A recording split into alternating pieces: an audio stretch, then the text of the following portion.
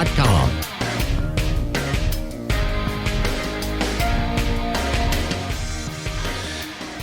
In one of the boldest marketing strategies ever for the Jacksonville Jaguars, they have chose to take away 2 of the London games and bring them back overseas, back to the U.S., probably in Jacksonville. One would assume hasn't been official yet, but I can't foresee them playing the games in Orlando or some other area.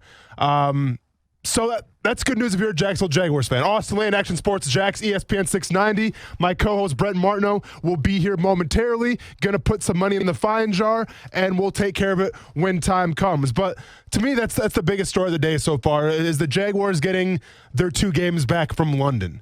And I get it. They really had no choice. Their hand was pushed all in with COVID-19 and everything. It is the smart decision by the NFL. And the NFL released a press release officially, I believe came out this morning. And I'll just kind of paraphrase it real quick. After considerable analysis, we believe the decision to play all our games domestically this season is the right one for our players, our clubs, our fans in the U.S., Mexico, and UK as well. And that was from Chief Strategy and Growth Officer Christopher Haplin. We appreciate greatly that the support of our government and stadium partners in Mexico and the UK, who all agree with our decision, and we hope to bring football back to the UK and Mexico as early as 2021. So there you have it. This was kind of, I guess, the writing was on the wall. Eventually, we figured this is going to be announced, but it is official now. And listen, I get Jaguars fans should be excited. We don't know how this whole COVID-19 thing is going to shake out yet. We don't know how many fans will actually be able to go inside the stadiums. I get everything changes every single week, but we're still months and months away from football here, so we'll see exactly what it looks like in terms of the fan attendance and things like that. From a revenue standpoint, yes, this hurts the Jacksonville Jaguars, but once again, the landscape right now, professional sports, a lot of teams are getting hurt, okay? So it's not just the Jaguars down the line. It's going to be a lot of teams. But what I think no one's really talking about is just how much this is going to benefit the Jacksonville Jaguars for 2020. More specifically, how much this is going to benefit Gardner Minshew. Okay, and I say it like this. When we talk about this is Gardner Minshew's big year. This is his big audition to see if he is indeed the guy going forward for the next 5 to maybe 10 years going forward, okay? And when you have a guy like Gardner Minshew, a young guy obviously like that, you want to give him every single advantage that you can. Now, Andy Dalton goes to Dallas. We'll talk about that later. Obviously, that's going to be a loss for the Jaguars, in my opinion, because once again, I think Gardner Minshew is a better guy with Andy Dalton in the locker room than without him being there. Nevertheless, though, in terms of the 2 London games, this is going to help Gardner Minshew. This is a good thing for Jaguars fans because now you have a quarterback who doesn't have to go over there and play again. You have the youngest team on the NFL who doesn't have to go over there and play in London, okay? Because that's not an advantage anymore, okay? I can make an argument maybe for the first 3 years or so, the Jaguars had a distinct advantage of they knew how to prepare for the London game, okay? Other teams were kind of foreign to that, and other teams couldn't really adjust. We saw that with the Ravens-Jaguars game. Man, I think that was 4 years ago now, if I'm not mistaken, and that was a blowout. And Coach Harbaugh from the Ravens even came out and said, listen, we were not ready to play. We were not locked in for this London experience, and we got our butts kicked. Teams are starting to adapt now, right? Whether it's the Wildcat, whether it's some kind of crazy defense, whether it's the Rams from 2 years ago running that crazy offense, the NFL will always adapt, and you always have to change. In terms of the London game, teams have already adapted. I can sit here wholeheartedly and say the Jaguars playing in London, it gives them no distinct advantage anymore because teams are hip to it now. Everyone talks with each other, and teams know how to combat, the travel, the fatigue, the time difference. There's no advantage anymore. So to take those 2 games away from London and to bring them back to Jacksonville, well, now this gives Gardner Minshew another opportunity. It gives the Jacksonville Jaguars another opportunity to be successful because it's not an advantage anymore. I would say you have a better advantage playing in front of your home fans, playing in front of, your home crowd, sleeping in the city that you're kind of set up in, as opposed to traveling across the pond playing in London. So I'm excited for that. I'm excited for the standpoint of this is the youngest team in the NFL. They have 12 new rookies. Those rookies who are uninitiated unacquainted with traveling to London don't have to do it now. Once again, another advantage, I think, for the Jacksonville Jaguars, because don't get it twisted. Whether you're traveling to the West Coast, like I remember my first trip to San Diego, or whether you're traveling to London for your first time, it's different, man. Okay? It's different to even go 2 or 3 hours, let alone a half a day, what it seems like to go over to London. So I think that this helps a very young football team as well. So once again, I understand from the revenue standpoint, the Jaguars probably take a big hit here. And you know what? That's the way of the world right now, okay? And it is what it is. But at the end of the day, if you're a Jaguars fan, you have to be excited, number one, because that's 2 more opportunities to go to the games. Number 2, it helps out your team. And number 3, it doesn't put your team at a disadvantage, okay? So with that being said, I think it's great news, you know, and if you want to take some kind of silver lining through all this chaos right now, which is happening in the world and all this craziness, at least the Jacksonville Jaguars have 8 home games now. And I mentioned Andy Dalton a little bit too as well. You know, and it's all about, like I've been preaching now for the past month, it seems like, of giving that room the best chance to succeed, you know, the quarterback room, and giving Gardner Minshew all the tools necessary. Andy Dalton goes to Dallas, which, I mean, I guess if you have tickets from Vegas, go ahead and cash those right now and enjoy that lump sum, because nobody was calling Andy Dalton in Dallas, right? We heard these New England Patriot rumors of he's probably going to go to New England. He's got a chance to start there. There was obviously some Jacksonville Jaguars rumors as well. But Andy Dalton going to Dallas, nobody really foresee coming. But at the end of the day, he's got a house there, okay? It's an easy transition for him.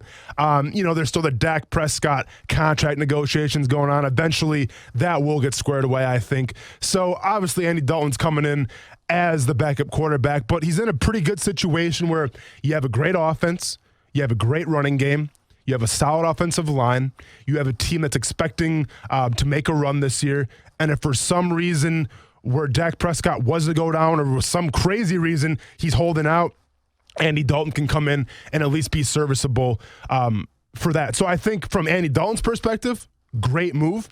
From the Dallas Cowboys perspective, great move. I mean, I think it's what you call a win-win here. You know, now obviously I was selfish. I wanted to see Andy Dalton go to Jacksonville and, you know, lead Gardner Minshew.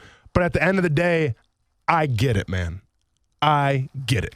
Action Sports, Jax, ESPN 690. Kuz, how we doing today, man? I'm good, dude. What did you think of that Last Dance last night?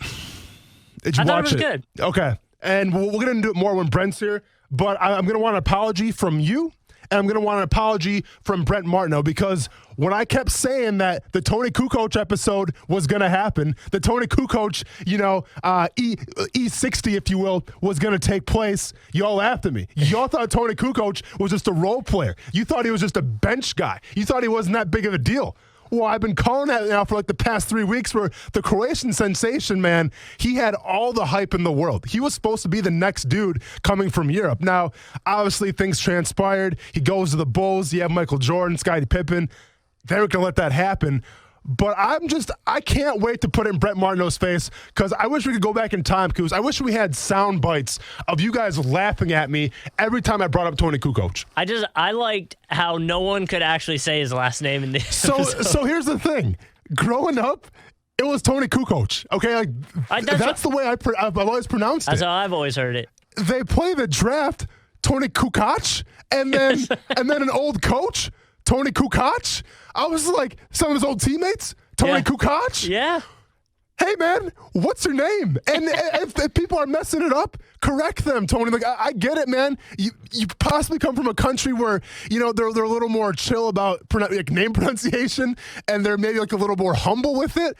But, Tony, if someone's messing up your name, then say it, because I have to know if I'm pronouncing it wrong, Tony Kukoc, which I think you pronounce it the same way as I do, or if it's Tony Kukoc. Okay? Because you can't have it both ways. I said Kukoc. Like, I've always thought that's what it was. But So did I, man. And now I'm like trying to second guess myself, because, you know, he played on the Bucks too, so I followed his career after Chicago and went to Milwaukee.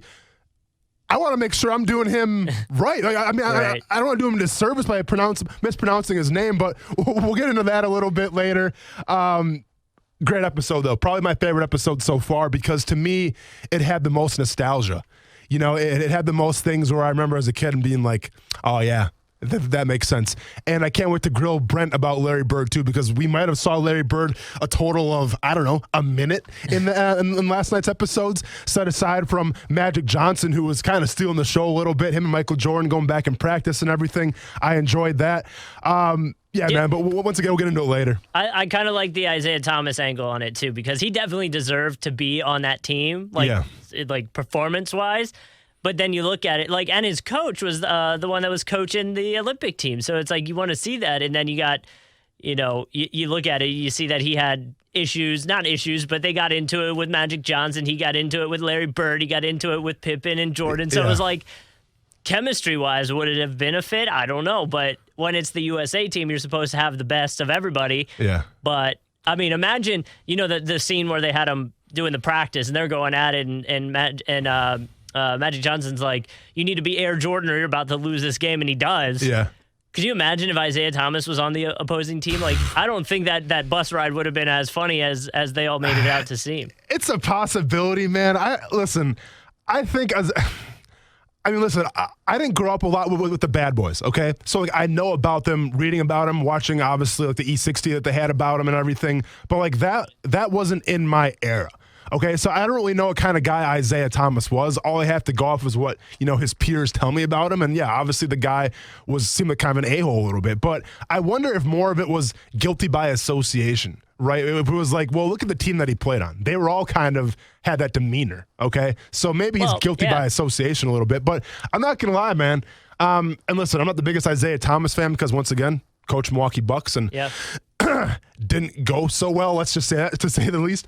But in terms of Isaiah Thomas, man, I felt sorry for him last night because he came across like the popular kid in high school, but he didn't get invited to the birthday party. Like say you're in grade school, right?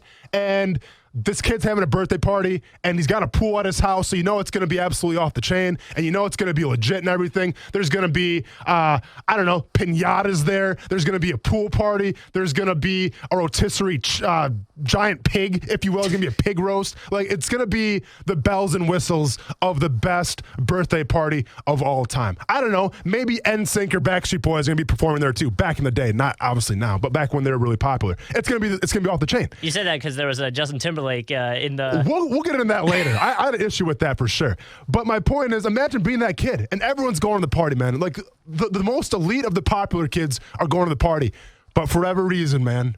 got left off. For whatever reason, because maybe you took the guy's girlfriend, or maybe because they just don't like you, maybe because you're in class and you fell asleep, the whole class got in trouble. Whatever the reason is, you didn't get invited to the birthday party. And that's Isaiah Thomas, man. Like, you were one of the... Even Michael Jordan said it.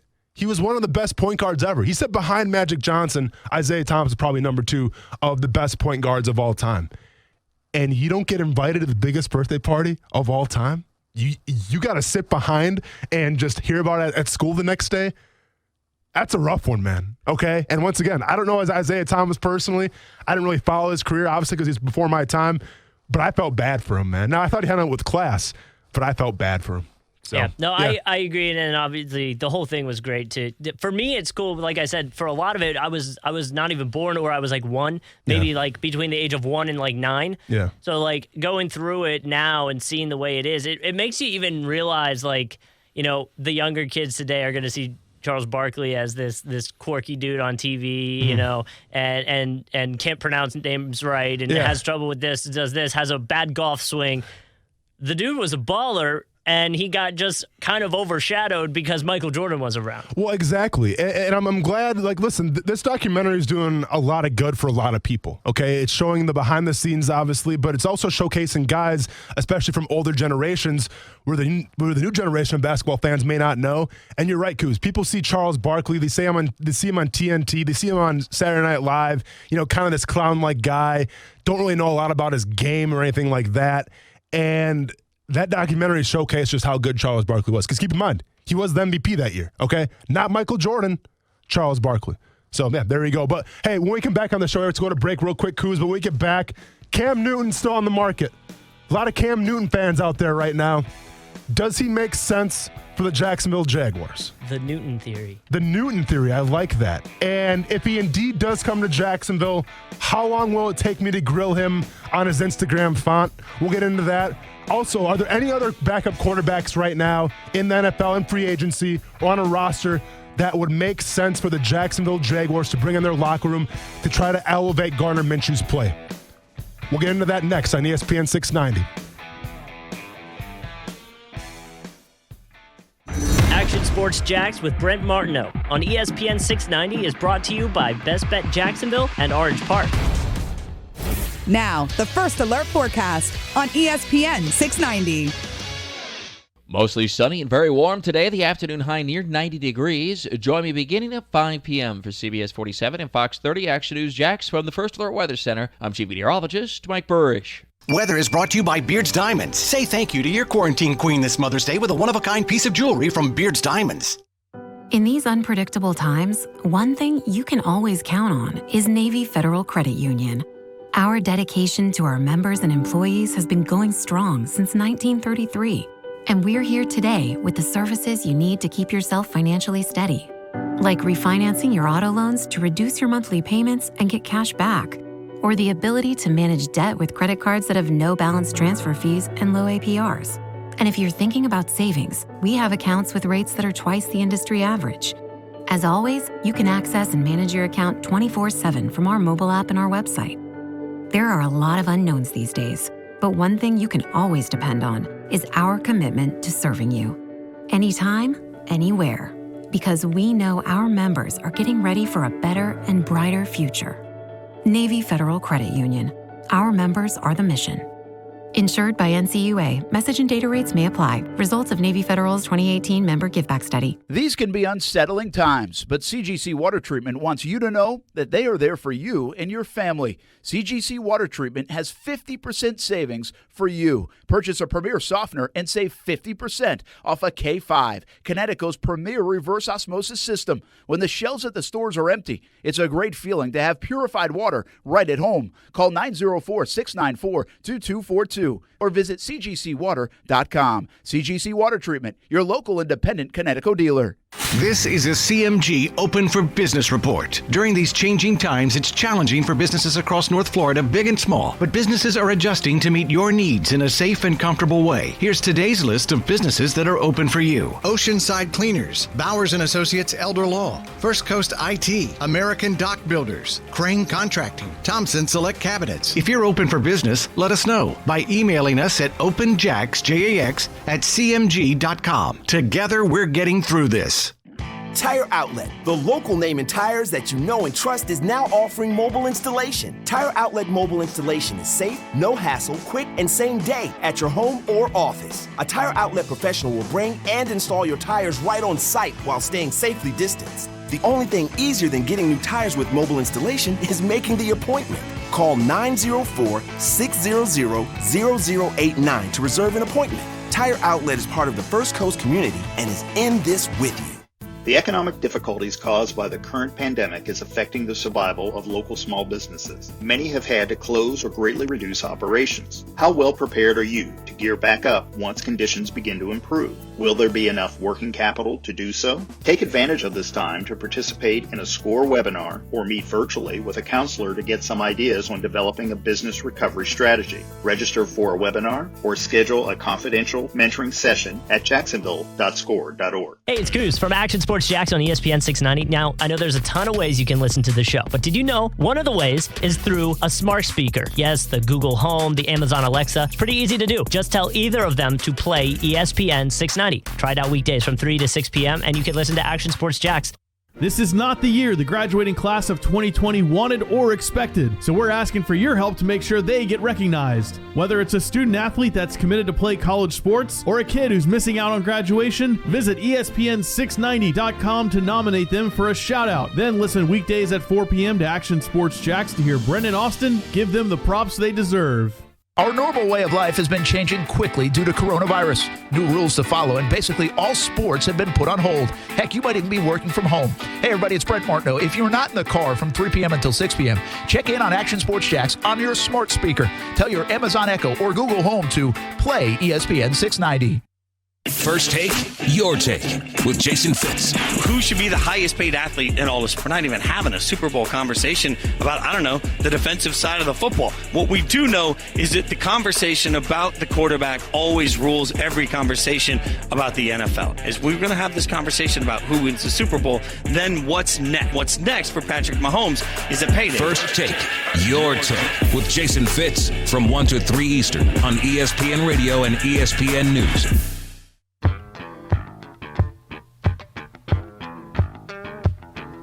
I'm Kevin Rahm, and this is Action Sports Jax.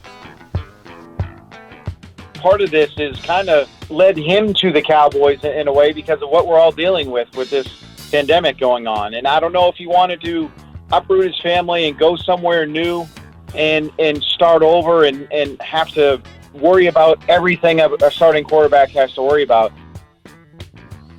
That's Todd Archer on Andy Dalton. Good guess. Thanks, Goose. By the way, did I walk in here fashionably late? And were you seriously? I missed the beginning of this conversation, but were you talking I was slandering about Larry Bird? Don't worry about it. No. I heard that. Oh, okay. What do you think? I don't get a radio in my car? I don't know. I figured the new Garth Brooks album came out or something, and you're rocking that. New Kenny Chesney did come out over the weekend. How is it? It's not bad. All right, not cool. bad. I'm very happy for you. Let's just say that. Were you talking banana bread ingredients? Yeah, man. During the break? I mean, not Chrissy on. Teigen. No, we weren't talking on the air about Thank that. goodness. Yeah, we're talking off there about the Chrissy Teigen banana bread. What is wrong with you guys? The results? Don't say, hey, I didn't do it. He did. I made it this weekend. How was it? The other station wanted me to do that, so I did. It was good. Wait, tell me about though. What do you mean the other station wanted you to do that? For video content. It's going to be a video that I'm going to post. Times are tough, huh? Yeah. Times are really tough right now. Well, hey. Making banana bread. It was good. Yeah, sweet. That's awesome. Was it good? Yeah, they wanted me to put coconut in it, which I'm not a big coconut person, so I made a few Thank you changes. for not doing that. Yeah, put some chocolate chips. Shame on you, Brent. No coconut. So you put you talk about ruining banana bread. You put chocolate chips in it. Way better than coconut. I thought you were a chocolate guy. I'll take the chocolate chips over I thought about doing raisins, but then I knew the whole world would slander me. Heaven forbid you get your essential fats in for the day. They're healthy, man. I'm not having coconut in banana bread. Here's the thing. I promise you. You didn't need either one, by the way. With the amount of sugar I had to put in that thing, you're not worried about the essential fats at that point. I'll tell you what. In the past probably 3 or 4 years, no one has risen up my depth chart more than Chrissy Teigen. And I don't say that from an aesthetically pleasing point of view. I just say from a personality point of view. I mean, she's very good looking, don't get me wrong, but I'm just talking about a person in general. I didn't know who she was at first, and I knew she was married to John Legend, and all I knew her was from making fun of John Legend for being so emotional when he sings. Hey, probably stop making fun of the guy that's putting you in the house and everything. But then the more and more I kind of got to know Chrissy Teigen, she's pretty cool, man. I'd also say she has her own money from the swimsuit stuff. Well, and I found that out as well. Yeah. Yeah, she's got her own pretty good career. Yeah, she does. Or did. She was in Fast and Furious, too, for a second. That was something she was talking about over the weekend. What is that saying? Not much. Brent Morton, Austin Lane, Coos here on a Monday. Hope you had a good weekend, everybody. Hope you're doing well as some of Jacksonville reopens a little bit. I was not at the store. That's not why I was late. We're doing some things for one TV. said that. and with the whole London stuff. So we'll get into it a little bit more. I talked to Chad Johnson over at the Jags for some TV stuff, but we'll share some of that interview because I think there are a bunch of questions about the whole London coming back. I mean, listen, this isn't a surprise. We talked about it last week. Mm-hmm. This is a formality in essence. I will say this. I look back on some stories of about a month ago, and as of a month ago, the NFL was still planning on going ahead with the international series. So that was as April 1st, a story came out that I read, and on a conference call, some of the NFL officials had even said, hey, yeah, we're planning on going ahead with it. Well, it makes sense for this to now happen. A month is a lot of time in this pandemic, and we'll see where everything is at. So I don't think anybody is surprised by the news of today. I think it was expected, and we did talk about it a little bit last week. But there are some specifics that are interesting and some that can't be answered. Some that, now what? With the 2 home games that were supposed to be at Wembley. Does the NFL, do the Jaguars, do they owe Wembley Stadium any money? Do they just lose that? Do they have to continue that agreement or that contract next year or sometime down the road. Tottenham has a 10-year deal, I think it is, with the NFL. So does that just push it back a year? I think those are interesting questions. I think it's too soon to answer them. At least from the Jags' perspective, I asked some of those questions. I think that's more of an NFL thing based off the international series. But the Jags are heavy over there in London. They know a lot about what's going on in London. Obviously, they were going to play 2 home games in London. So the cancellation of the international series impacts the Jacksonville Jaguars more than any other team in the NFL. Well, and I don't want to be the bearer of bad news here, but like what happens with, so let's say obviously no international games this year, okay? Do the Jaguars try to make up for it next year then? And then all of a sudden is it 3 home games in the UK next year? Yeah, that's the thing. That's my question. Possibility? I don't think so, but I don't know. And I don't think they know. That's my point. Okay. Ask those questions, and that's what I think those questions come up. Those questions, I think, are interesting. What happens, from a Lot J perspective? What happens from a Florida-Georgia perspective? Thoughts initially on both fronts. Lot J, whenever they are able to do it and get it rolling, because that's already probably been slid a little bit because of what's going on. That won't interfere with 2 extra home games too much. Florida-Georgia game is still in Jacksonville from everything I can gather and pointing to that way. But I think these are stories that are all going to be very fluid, week to week, month to month, as we get a little bit closer to football season. And then on top of it, the biggest story is you can have 10 games at home, 8 in the regular season, for the first time since 2012, by the way. And you might not have fans at them. Yeah.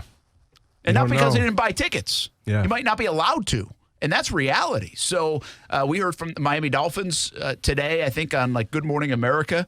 One of their representatives shared some of their contingency plans on what they would do if they can't have a full crowd in there. I mean, these are things that are really interesting. And the Jaguars have contingency plans that they're starting to put in place. But when is the drop dead date on that? When do you need to share with the fans what they can do? Mm-hmm. When is how soon before the season starts do you have to know so you can implement some of these regulations that you want to put in place? I would think, if you're not going to have fans in there, well, then you could do that a week prior and it doesn't matter. You just say fans aren't coming. Mm-hmm. But if it is a social distancing thing or there are new rules to be in effect, these are a lot of storylines to follow. I don't have all the answers for you, but I think those are questionable things. I think they're valid questions, too, in how this is going to work. It's going to be a very different sports season in the fall in the entire landscape of sports, whatever is playing. I don't think it will be business as usual, and I've changed a little bit on that. I thought when we got back, this reopening, I kind of was like, okay, it's going to be back to normal. When it's time, it'll be back to normal. Now, in July, could we see back to normal? I haven't ruled out hope of that, but I do think with all the plans being made, the contingencies being made, the conversations that are had, it does feel like this isn't going to be sports as we know it, even when they're played. Yeah, it's so hard to predict, and it's the uncertainty, Brent, right? And that's the hardest thing to really comment on is uncertainty right now. We try to do our best to say well, we can see it going this way, we can see it going this way, but we honestly, we just don't know what's going to happen. Now, I would think that if there is going to be, the regular NFL season, maybe training camp gets pushed back a little bit, whatever it is, but assuming there's going to be a full 17-game schedule, I think there could be kind of a soft opening, if you will, where maybe there's going to be a certain amount of fans in the stadium or maybe, 0 fans at all. It's hard to imagine that. It's hard to imagine football teams playing in a stadium with 0 fans. I don't know how that's going to come across on TV, obviously. I don't know how that's going to be responded to with the players and everything. I get from the money aspect. You got to do something. You have to salvage the season, and people are still going to tune in and watch, obviously.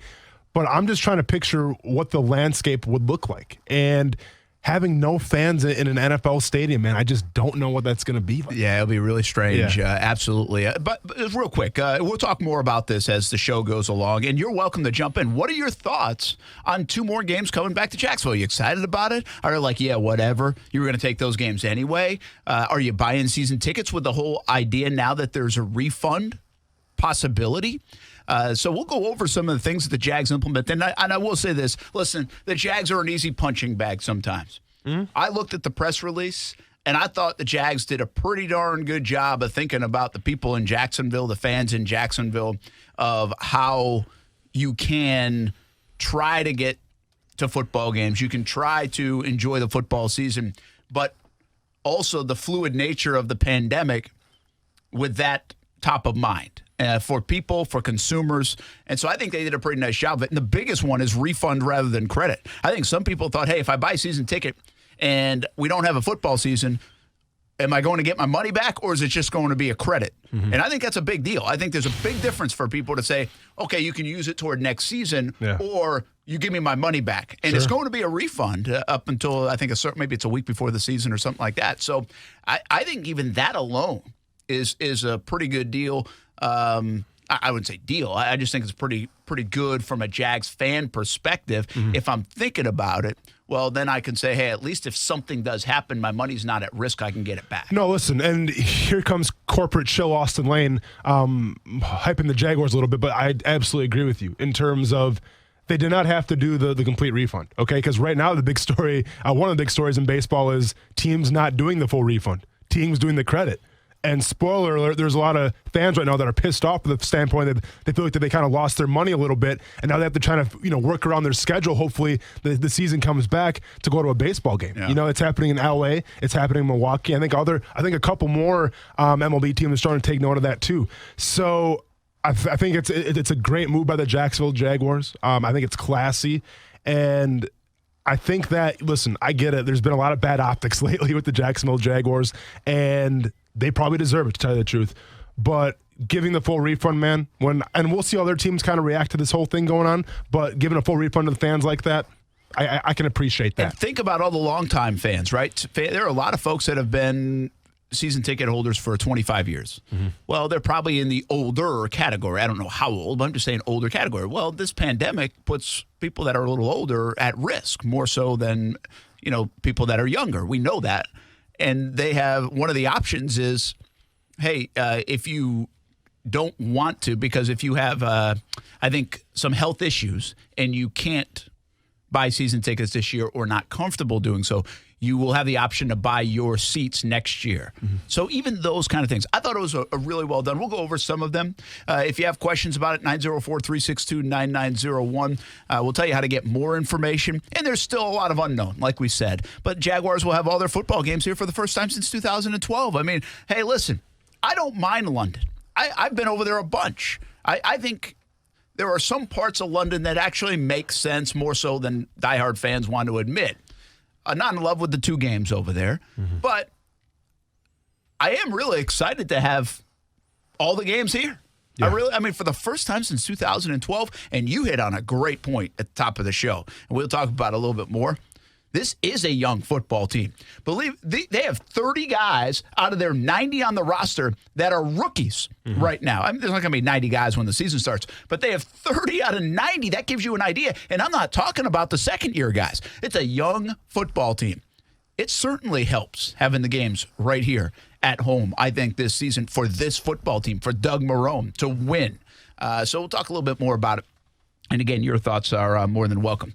Let's you teased Andy Dalton and Cam Newton. Andy Dalton to Dallas, you talked about it a little bit, so I don't have to rehash. A little surprising. Well, you were surprised, right? Yeah, I think we're all surprised by it. Okay. A little, no doubt. And I will just be honest with you. When Andy Dalton was not the savior of this football team for the Jacksonville Jaguars. No. He wasn't. But I felt 10 times better, and that's not an exaggeration. It might even be 20, about their room with a guy like Andy Dalton in the room.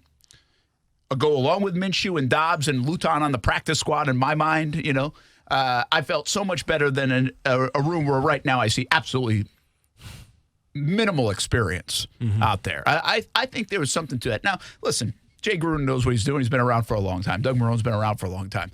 It doesn't mean you don't have people that know what they're talking about. But I think the role of backup quarterback in the room, if you talk to quarterbacks that have played in the league, that dynamic is important. And I would like the Jaguars to have a veteran quarterback. Doesn't mean they can't get one. And that brings us to Cam Newton. That's the next biggest name. And I still just don't believe it's happening. I don't believe in, and I will be the guilty guy here of saying, I don't know Cam Newton, but I've never seen him in a backup role to start a season. And just based on the alpha dog that Cam Newton is, I just don't know if it's a great fit to come in here and say, hey, yeah, we want you to back up Gardner Minshew, a guy that's played 12 games who was a 6th-round pick, and that's going to be a good fit. That's not to say Cam Newton's a problem, not to say Cam Newton's a bad teammate. No, I just am telling you I have no evidence that it can work. You know, Andy Dalton got 9 seasons as a pro, as a starting quarterback in Cincinnati, and he did pretty well in Cincinnati, but he didn't do great. He had his run. And at the same time, he was asked to be a backup and go through that transition a little bit last year. Cam Newton wasn't asked to be the backup and go through a transition. Cam Newton was hurt. And so he was forced to be the backup. And then he was basically kicked out the door. Mm-hmm. So he's probably still got a bigger chip now than ever before, which is good from a competitive advantage. I just don't know the fit. And I'm just being honest. We don't know Cam Newton, or I don't. I just don't know if that's a great fit for him, even though you love the name and sometimes the game when he's healthy. So Rob Goldberg put out an article yesterday for Bleacher Report, and they got into the fact that the reports are coming out now that Cam Newton is willing to wait to see how the quarterback, rooms shake out. If there's an injury or, somebody maybe doesn't perform well up to their standards, whatever it is, because he doesn't want to be a backup quarterback. Okay, so he's willing to actually sit on the sidelines until his number gets called to be a starting quarterback. Might be smart. So, and you know what? It might not be out of the realm of possibility. It might be the right thing to do, okay? But I get it, man. I'm sure there's message boards out there right now. I'm sure Jaguars fans are all over Twitter. Why not bring Cam Newton into Jacksonville? Let's bring Cam Newton in. Let's bring Cam Newton in, okay? Take the whole, and I don't want to call it an ego thing because every starting quarterback's got an ego, but take the whole quote-unquote distraction that he could maybe bring in if he's not a starting quarterback, okay? Take the whole distraction out of it to say if he was the backup quarterback, would he actually help Gardner Minshew? Not really sure. Take that out of it. From a standpoint right now, and whether it's Cam Newton, whether it's Blake Bortles, whether it's Geno Smith, whether it's Mike Glennon, whether it's Joe Flacco, any backup quarterback, including Cam Newton that comes to Jacksonville, he's not going to be the savior of your city, okay? He's not going to be a Ryan Fitzpatrick type where all of a sudden Fitzmagic comes up and everyone's excited. Everyone's rocking beards and sunglasses now because, wow, this is something new and exciting. That's not going to happen here in Jacksonville, even with Cam Newton. Because, and I've been saying this ad nauseum, but it's going to go one or two ways. Gardner Minshew is going to be the guy, or he's not going to play that well, and a backup comes in and just tries to salvage this season. And that's it. And then the Jacksonville Jaguars wash their hands of it, and then they go to 2021 and sign their starting quarterback. One would assume then, at a rookie contract, Gardner Minshew is the backup quarterback. Simple as that. So you're not going to bring a backup quarterback in here, regardless of who the name is, and try to turn the franchise around with them. Just not going to happen.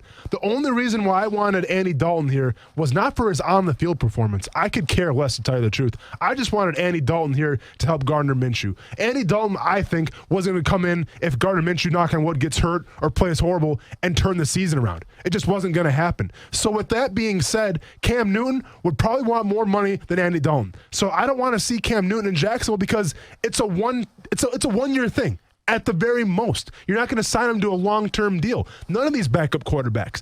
So when I look down the list, Brent, I look at one thing. How many of these backup quarterbacks right now that are free agents have played under Gruden's system? And you know what? Can't really find any. I mean, you can make an argument for Josh McCown, 41 years old, been in a lot of NFL locker rooms, very versed in a lot of offenses, smart dude. Do you bring him in? Joe Flacco, possibly? I don't know. Blake Bortles, do you bring him back? I just feel like the whole point of a backup quarterback was to try to cultivate Gardner Minshew and make him better. Now, if you can find one of these names, like I said, Josh McCown, Trevor Siemian, Mike Glennon, Matt Moore, Joe Webb, Blake Bortles, Geno Smith, if one of those guys you feel like and you have an inkling on that can come in and tutor Gardner Minshew, then I'm all for it. But I'm here to tell Jaguars fans, don't sit here and say bring in Cam Newton and turn this whole thing around because that's not what the backup quarterback is being brought in for. So just accept it and move on. Yeah, listen, it's good thought. I like it if it fits. Yeah. If it doesn't, you don't force it. You just don't have to force it. And none of those guys, rattle off those names again if you don't mind. Yeah, McCown, by the way, is he still coaching like high school football on Friday nights? I know, right? So I can go through all of them real quick. We got Joe Flacco, Cam Newton, Drew Stanton, Josh McCown, Trevor Siemian, Mike Glennon, Matt Moore, Joe Webb, Blake Bortles, Geno Smith, Cody Kessler, Kyle Slaughter. I don't know who that's. Slaughter from Detroit. Don't know who that is. Brandon Allen, Matt Sims, Josh Woodrum, Kyle Shermer, Manny Wilkins, and then I think the Cowboys just released their Cooper Rush. Cooper Rush. Central Michigan. Yeah, good call. Yeah, listen, it doesn't do much. It really doesn't do much for me. Because I think you're right. It's more like, okay, can you see things that help Gardner along a little bit? So I don't – McCown, I guess, is kind of like – McCown to me is like the playing Jordan Palmer. He can't play. Yeah. But he might be able to teach it. Exactly. And Palmer right now wasn't a great quarterback, but he teaches it pretty well, right? And he's got all those camps going on and all that stuff. Yeah, he's doing very well for himself. So if you have that kind of guy in, maybe it makes sense. But I don't need to force it. Listen, I'm a big believer that if you could have got Dalton, it made some sense if things worked out. But I don't think you need to force the veteran QB. The Jags are going to have some holes this year. Mm-hmm. Jags are not going to have the ultimate roster. And you know what? If that means they don't have a backup quarterback that's a perfect fit, so be it. They do have bodies. Again, Josh Dobbs is no different than those guys in a lot of respect to me. He's a super smart guy. Mm-hmm. He's a really good teammate. And he's been around the league now and been around 2 different organizations and learned from Ben Roethlisberger. What's wrong with that? No, he hasn't got it done. I understand, but none of those quarterbacks have necessarily got it done. So I'm fine with Dobbs in the room. I don't. You don't need to get that position. It would have been nice. I would have felt better about it. That's all I'm saying. And I just don't think Cam Newton is that. Smart move by Newton, too, to do that, to wait. Yeah. I thought about a bunch of those guys, like those names, Cam Newton, Jadeveon Clowney. Are they just going to wait till the season starts? I mean, is Jadeveon Clowney just going to wait to sign until, camp's almost over? Yeah. Does he become that guy? I mean, if you're going to miss camp, man. Well, it's the one thing you can do this time, right? And sign another one-year deal? Let me ask you this. We talked about Andy Dalton going to the Patriots. If you're the Patriots, do you take a look at Cam Newton? You think Cam Newton could work in New England? Yeah, I think Cam Newton can work in a lot of places, by the way. Okay. Yeah, I think he can work a lot. But I'm saying if you're the Patriots, do you pull the trigger on that or not? Or are you happy with what you have in Stidham? I know how you feel about it, but listen, to me, Cam Newton or Brian would be a great upgrade from Stidham because I haven't seen Stidham play. Yeah, or Hoyer too. Yeah. Okay. Now listen, you would tell me that the resume of Cam Newton is better than Minshew. Well, it is better than Minshew, but I also saw some things that I like in Minshew. Yeah, and I want to see if they are something. I don't have that in Stidham. Hey, and guess what? The resume of Joe Flacco is better than Gardner Minshew. Absolutely. But you don't feel good about it. Yeah. What are we talking about? That's right. So that's why I don't know. Does it make sense for the Patriots? My thoughts on the Patriots. I don't think they care much about this year. You think they're tanking on purpose? Well, I don't think tanking is the right word. They're setting themselves up for an interesting 2021. Well, to be honest with you, I really don't think the Patriots are that different than what the Jags are doing this year. I really don't. And I wouldn't call that tanking. Yeah. But the idea is it could go that direction if it fails. And you know what? Then you set up in 2021. Keep in mind, one more aspect, the one thing the Jags have over the Patriots is that they have way better cap space right now than the Patriots are a mess in their cap. Mm-hmm. They can't afford anybody right now. So it's hard to bring in the Newtons or somebody else right now. But I think actually the Patriots are in a lot of respects like the Jags. They're like, all right, let's see if we got anything in this quarterback. We know what Brian Hoyer is, but with Stidham. And then if we don't, we compile some picks and we go get our next guy in the 2021 draft. I'm not saying that's going to be the first overall pick, but I'm saying the concept is similar to what the Jags are doing here in 2020. Let's go to the lines real quick. We got Steven hanging on the line, and then we got to run to a break. But the Action Sports Jacks on ESPN 690. Hope you're doing well, Steven. What's up? I'm doing pretty good, guys. How about yourself? Good. Doing well. I had an opinion about what Austin asked earlier about maybe quarterback free agents that are there that could possibly help. The list I actually saw had Alex Smith's name on it, and I would have suggested maybe Alex Smith or Joe Flacco. They did great wonders with Lamar Jackson and Patrick Mahomes, and Joe Flacco's won a Super Bowl. All right. Thank you, Steven. Thanks, man. Listen. Did you watch the Alex Smith documentary?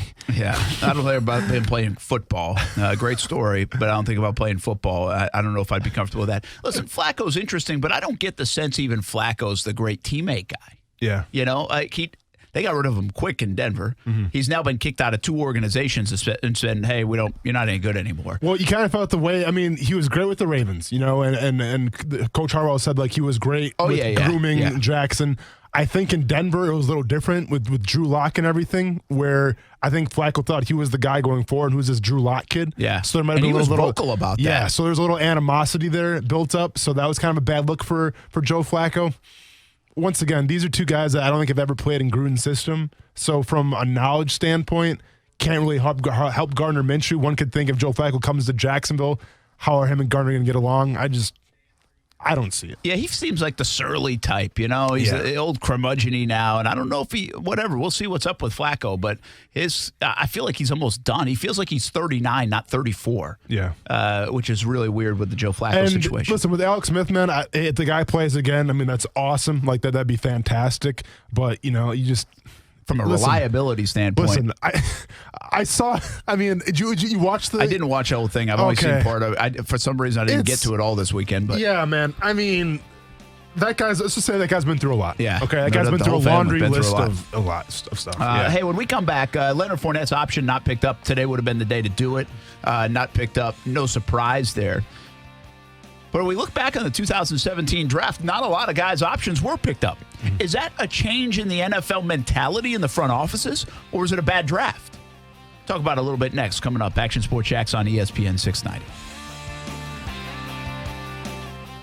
Celebrate Mother's Day with your neighborhood Metro Diner. Listen to Action Sports Jacks all week for your chance to win a $50 Metro Diner gift card so you can celebrate mom with deliciously good ready-to-heat brunch, lunch, and dinner meals like a meat lover's casserole, roasted turkey, or pot roast. All week at 4:30 p.m. on ESPN 690.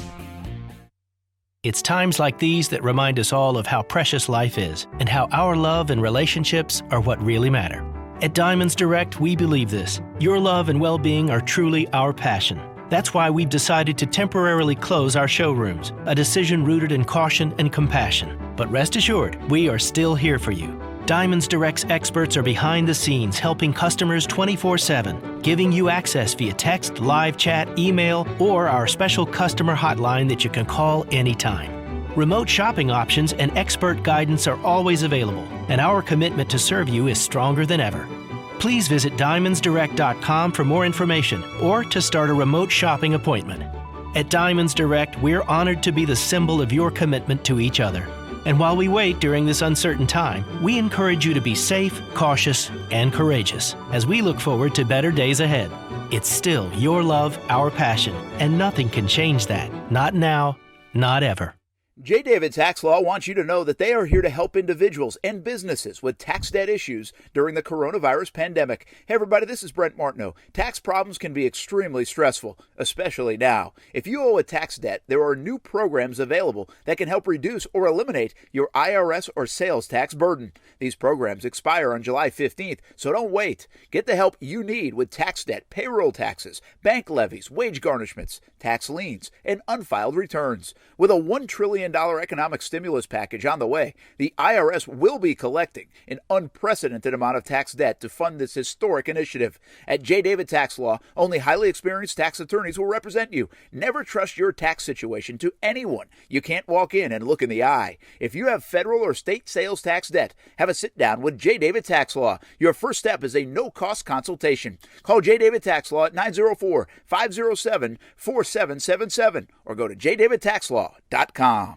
Where is this water coming from? Who will deliver us lunch? Why is the air conditioner blowing hot air? Where can I get a tire fixed? Do you know someone who can get marker stains out of the carpet? What do we need to do to get the pool ready? These and hundreds of other questions are still being asked daily. Will the answer be your business or your competitors? Don't leave it to chance. Let Cox Media Group Jacksonville make you the answer to their questions. Contact us at 245-8732 or email BuildJax@cmg.com and let's build Jax.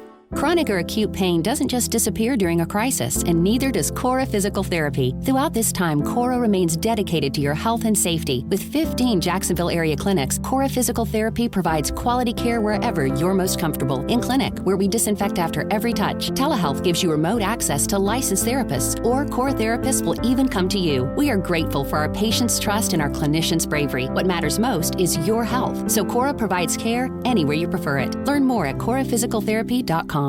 This is a CMG Open for Business report. During these changing times, it's challenging for businesses across North Florida, big and small, but businesses are adjusting to meet your needs in a safe and comfortable way. Here's today's list of businesses that are open for you. The Foot Center Dr. Manual, Native Plant Consulting, Nerd Home Electric, Dunlop Trial Law, JRB Grading. If you're open for business, let us know by emailing us at openjax@cmg.com. Together, we're getting through this. These can be unsettling times, but CGC Water Treatment wants you to know that they are there for you and your family. CGC Water Treatment has 50% savings for you. Purchase a Premier Softener and save 50% off a K5, Connecticut's premier reverse osmosis system. When the shelves at the stores are empty, it's a great feeling to have purified water right at home. Call 904-694-2242 or visit cgcwater.com. CGC Water Treatment, your local independent Connecticut dealer. This is not the year the graduating class of 2020 wanted or expected, so we're asking for your help to make sure they get recognized. Whether it's a student athlete that's committed to play college sports or a kid who's missing out on graduation, visit ESPN690.com to nominate them for a shout-out. Then listen weekdays at 4 p.m. to Action Sports Jacks to hear Brendan Austin give them the props they deserve.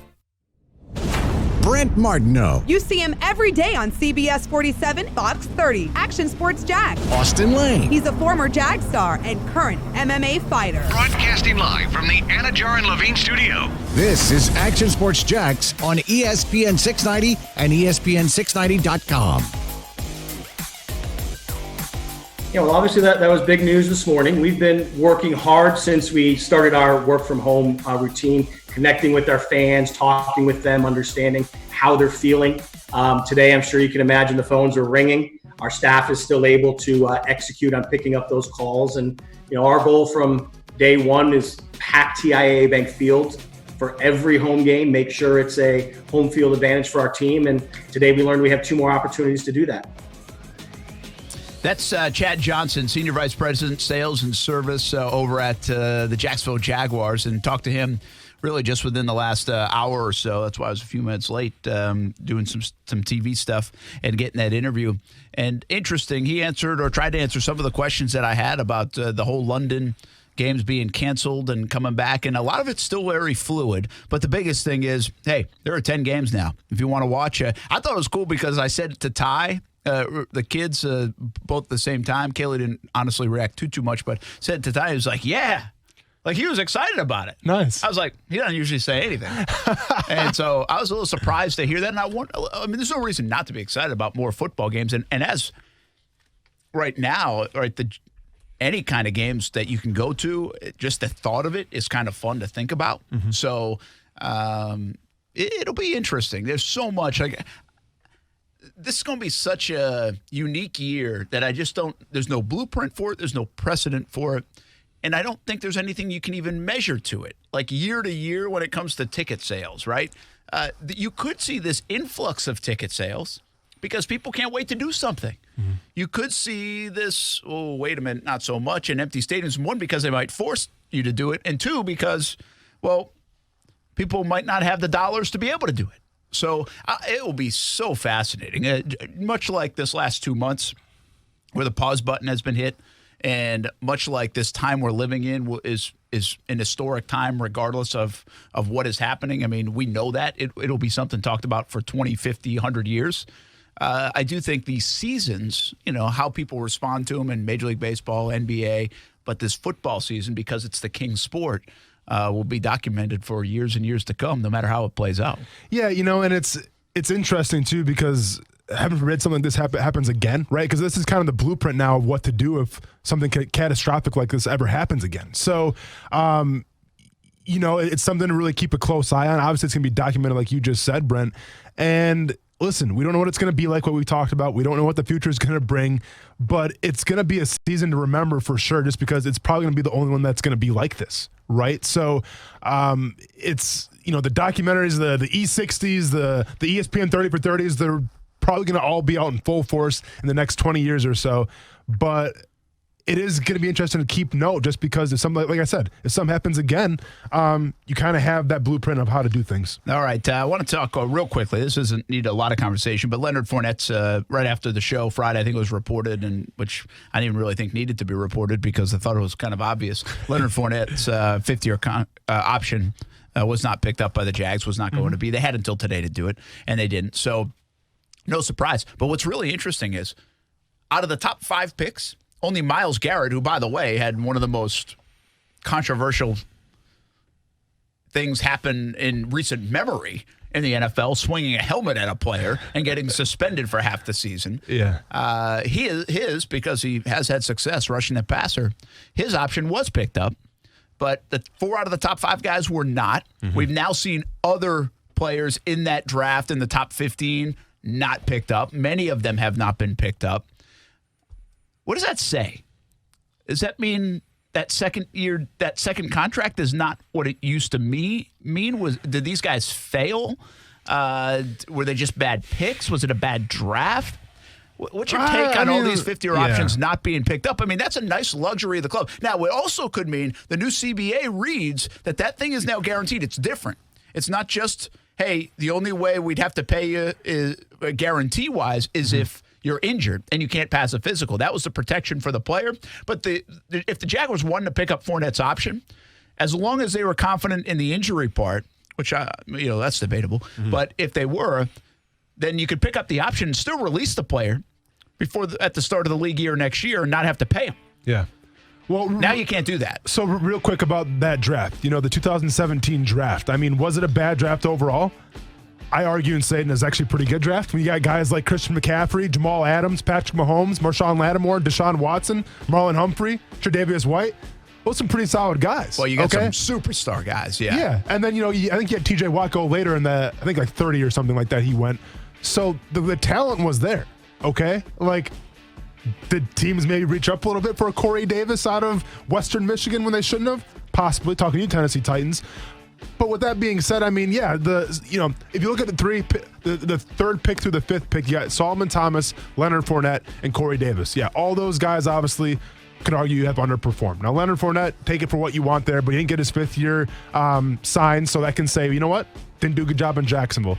I think the talent was there, but maybe there was some, scouting that just kind of went awry or whatever the reason was. But the talent was there. They just didn't pick it. Yeah, one more thought on that when we come back. We shout out to a senior here on ESPN 690. We're going to start doing that. A little bit later on, we give a $50 gift card away to Metro Diner and so much more. A lot of football talk coming up next, ESPN 690. It's time to get out there and make one-to-one contact.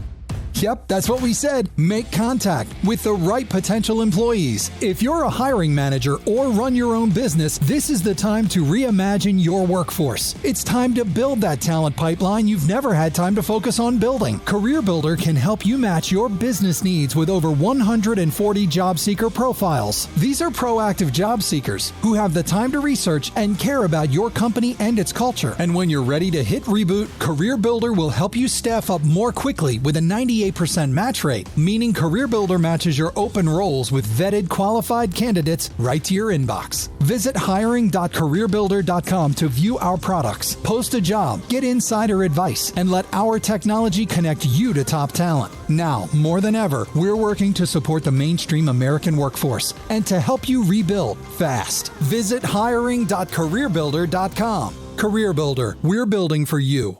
This is a CMG Open for Business report. During these changing times, it's challenging for businesses across North Florida, big and small. But businesses are adjusting to meet your needs in a safe and comfortable way. Here's today's list of businesses that are open for you. First Place Management Properties, Wise Pharmacy, Swan Home Team, Installed Building Products, Studio to Fit, Air Doctors. If you're open for business, let us know by emailing us at openjax@cmg.com. Together, we're getting through this. Hi everyone, I'm Kim, Client Relations Manager here at Reliant. Reliant has always been focused on the customer experience. Reliant has been a leader in the industry when it comes to using technology to connect with our clients whenever needed. So while everything around us continues to change and other contractors are scrambling to adapt to the new normal, Reliant remains steadfast, ready to serve our clients.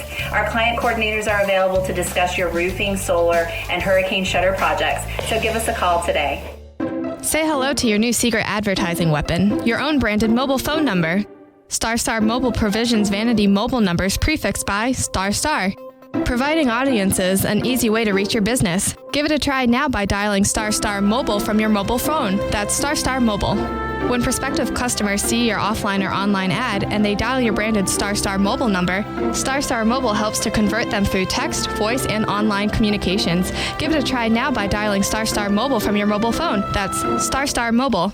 It's time for some straight talk. Even though most live sports are on hold now, big wireless companies haven't stopped playing games. They're always trying to lock you into overpriced contracts. With Straight Talk Wireless, there are no contracts. It runs on America's best network, same as the big carriers, but you save up to 50%. $45 a month gets you the unlimited plan with 25 gigs of high-speed data, then 2G. You might miss sports, but don't play games, you'll lose. Straight Talk Wireless. No contracts, no compromise. Savings may vary. See terms and conditions at straighttalk.com. Right now, it feels like the world's standing still. But if you look to the land, it's a whole different story. From farms to backyards, wheels are turning, seeds are being planted, animals are getting fed, grass is growing, and families are giving their all to the soil. Because no matter how uncertain things get, the land never stops. So to all those linked to the land, John Deere says thank you. We're here for you because we all run together. Nothing runs like a deer. Do you hear something in the attic? Where do you want to eat tonight? Why won't the lights work? Where should I take my car for engine work? Do you think I need to get this spot checked out? Where did these bugs come from? When are we going to paint the house? These and hundreds of other questions are still being asked daily. Will the answer be your business or your competitors? Don't leave it to chance. Let Cox Media Group Jacksonville make you the answer to their questions. Contact us at 245-8732 or email buildjax@cmg.com and let's build Jax. Alexa, how do I drive more customers into my business? First, people will need to hear about you. Then you need to be online where they look for you. Then you need I don't have time for that. I need to run my business. Okay, searching for a local team that can help. Local Solutions. Visit JacksonvilleLocalSolutions.com today. Out of sight, out of mind still holds true. When things disappear from your day-to-day life, you think about them less and less. This includes your business. Yes, things are difficult, but if your customers aren't thinking about you now, how can you be sure they will be when this is past? At Cox Media Group Jacksonville, we make sure they will. We'll help you stay on the mind of your customers and even get into the mind of some new customers. Contact CMG Jacksonville at 245-8732 or email buildjax@cmg.com and let's build Jax. They say singing can help you remember things, so here's some tips for parents out there during these tough times. Number 1. Make sure your kids wash their hands for 20 seconds after they've coughed or sneezed or been outside. 2. Virtual play dates, Social and physical distancing can help save lives. 3. Tell them they're safe and show your love and pride. Yes, we'll get through this together. Find out more at coronavirus.gov. A message from the CDC and the Ad Council. Broadcasting live from the ESPN 690 Anajar and Levine studios. Anajar and Levine Accident Attorneys. Call 904-600-4000. That's 904-600-4000. ESPN 690. Jacksonville's home for ESPN Radio. WOKV Jacksonville. Listen live everywhere you go on ESPN690.com. ESPN 690, a Cox Media Group station. Brent Martineau. You see him every day on CBS 47, Fox 30, Action Sports Jax. Austin Lane. He's a former Jag star and current MMA fighter. Broadcasting live from the Anajar and Levine studio. This is Action Sports Jax on ESPN 690 and ESPN690.com. Just postponing a deadline or deferring a payment wasn't enough. We heard a lot about teams that what they weren't doing, but we didn't hear a lot about what we are going to do for our fans. So we worked hard over the last few weeks and months to put together a plan that we think really gives our fans options. It really allows them a time of uncertainty to maybe have to not think about something as much as they would, and we're excited to roll out this new plan.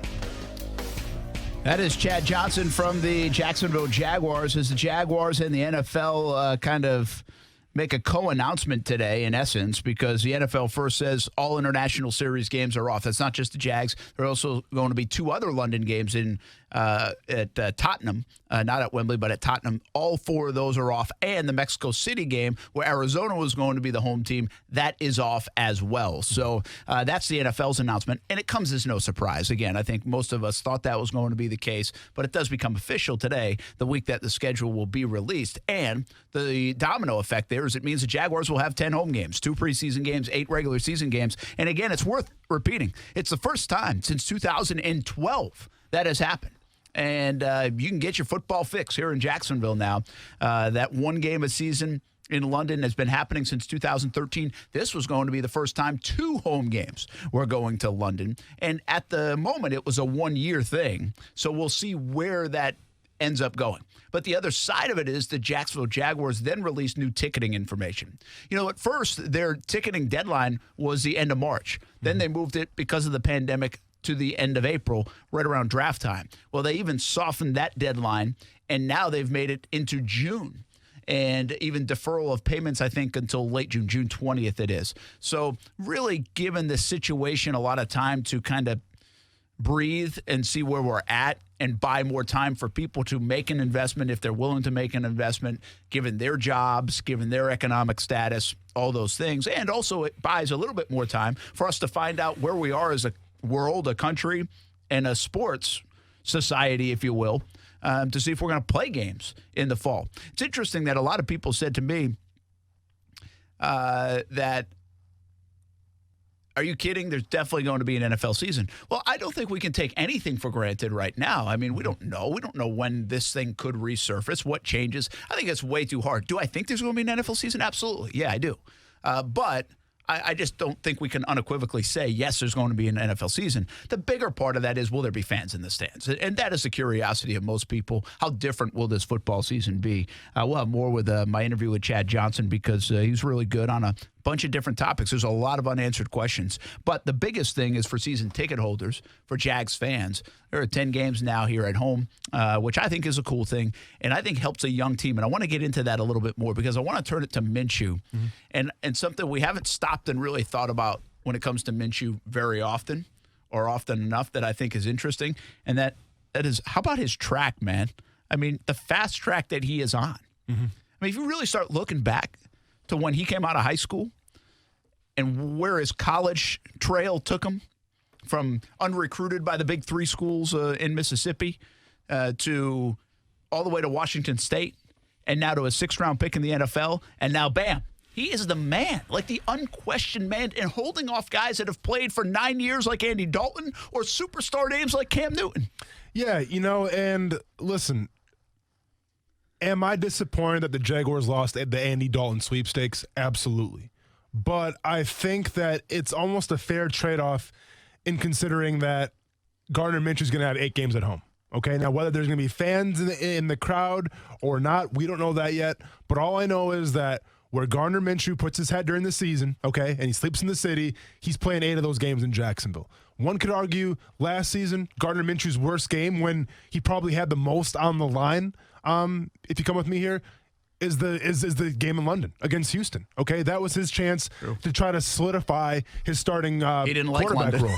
And yeah, he didn't play that well. Now, one could argue that was more possibly of John DeFilippo's game planning, where Leonard Fournette didn't even really see the ball in the first half. They kind of put it in Minshew's hands when they really shouldn't have, I felt like. Whatever you want to say about it, though, Minshew's worst game was probably in London. Okay, so now take that out of it. And once again, when we're sitting here after the 2020 season and we're talking about, well, is Minshew the guy or not? We're not going to be wondering like, well, those 2 games in London didn't do him any favors. No, like that excuse is gone now.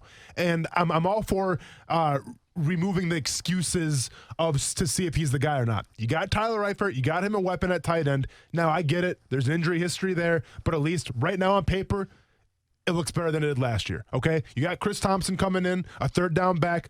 That looks great on paper. We'll see if he can contribute on the field. But my point is that we're starting to whittle away these excuses now, right? Because the Jaguars like the offensive line, so that's not going to be an excuse because the coaching staff, swears by them. you have a third down back, you have a tight end, and you have a pretty solid wide receiving group. And, Leonard Fournette, even though they try to trade him, is coming back. And you know what? I think that's a good thing in the long run for Minshew. So as far as I'm concerned now, the ball is in Minshew's court, okay? There are no excuses. When we come back here after the 2020 season and we sit down, Brent, and we analyze what exactly happened during the year, we're not going to say, well, this would have been, I get it. Injuries happen, right? So we'll see what happens with that standpoint. But I'm just saying the way we sit right here right now, there's no excuses for Minshew not to be successful. Yeah, well, and you know what? Here's the thing. The reality of it is they're probably not going to allow for any. Whatever he's got, and we can argue whether he's got enough around him. We can argue if he's perfectly set up like some other quarterbacks, and I think that is debatable.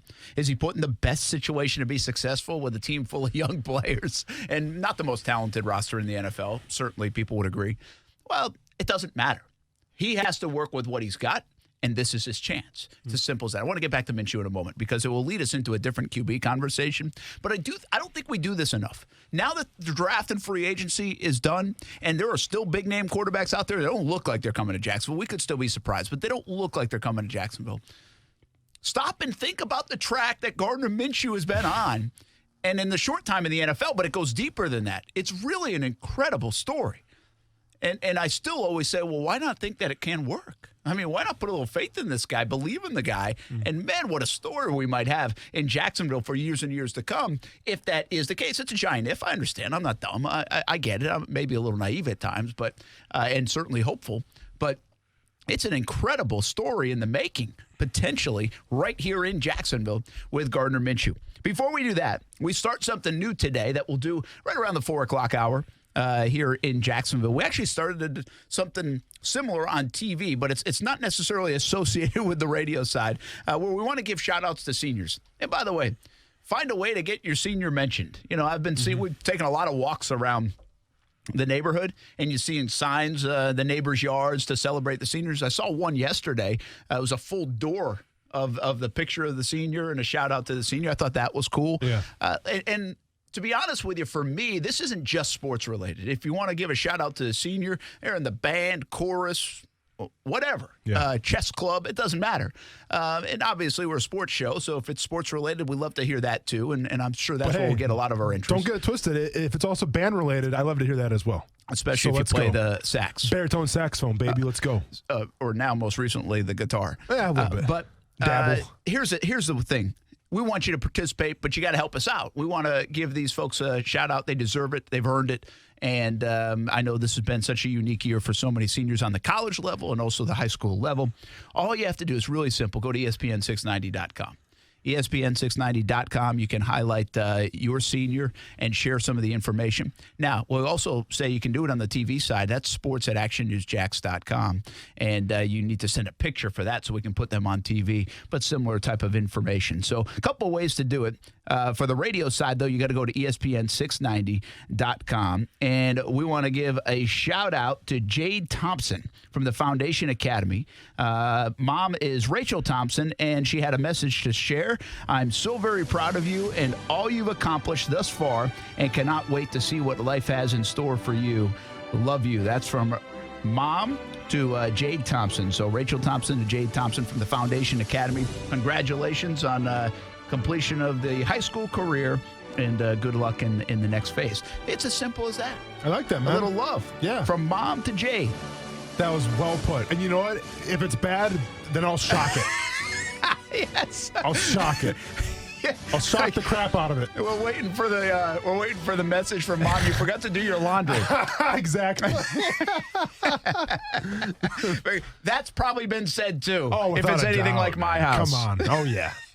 It's still said in my house for my wife, so it's all good. Yeah, I might have a couple kids mad at Dad right now, so we'll see. But anyway, ESPN690.com. Give a little highlight to the seniors, a little shout out to the seniors for the next few weeks. We'd love to do that. Do you remember a lot from your senior year?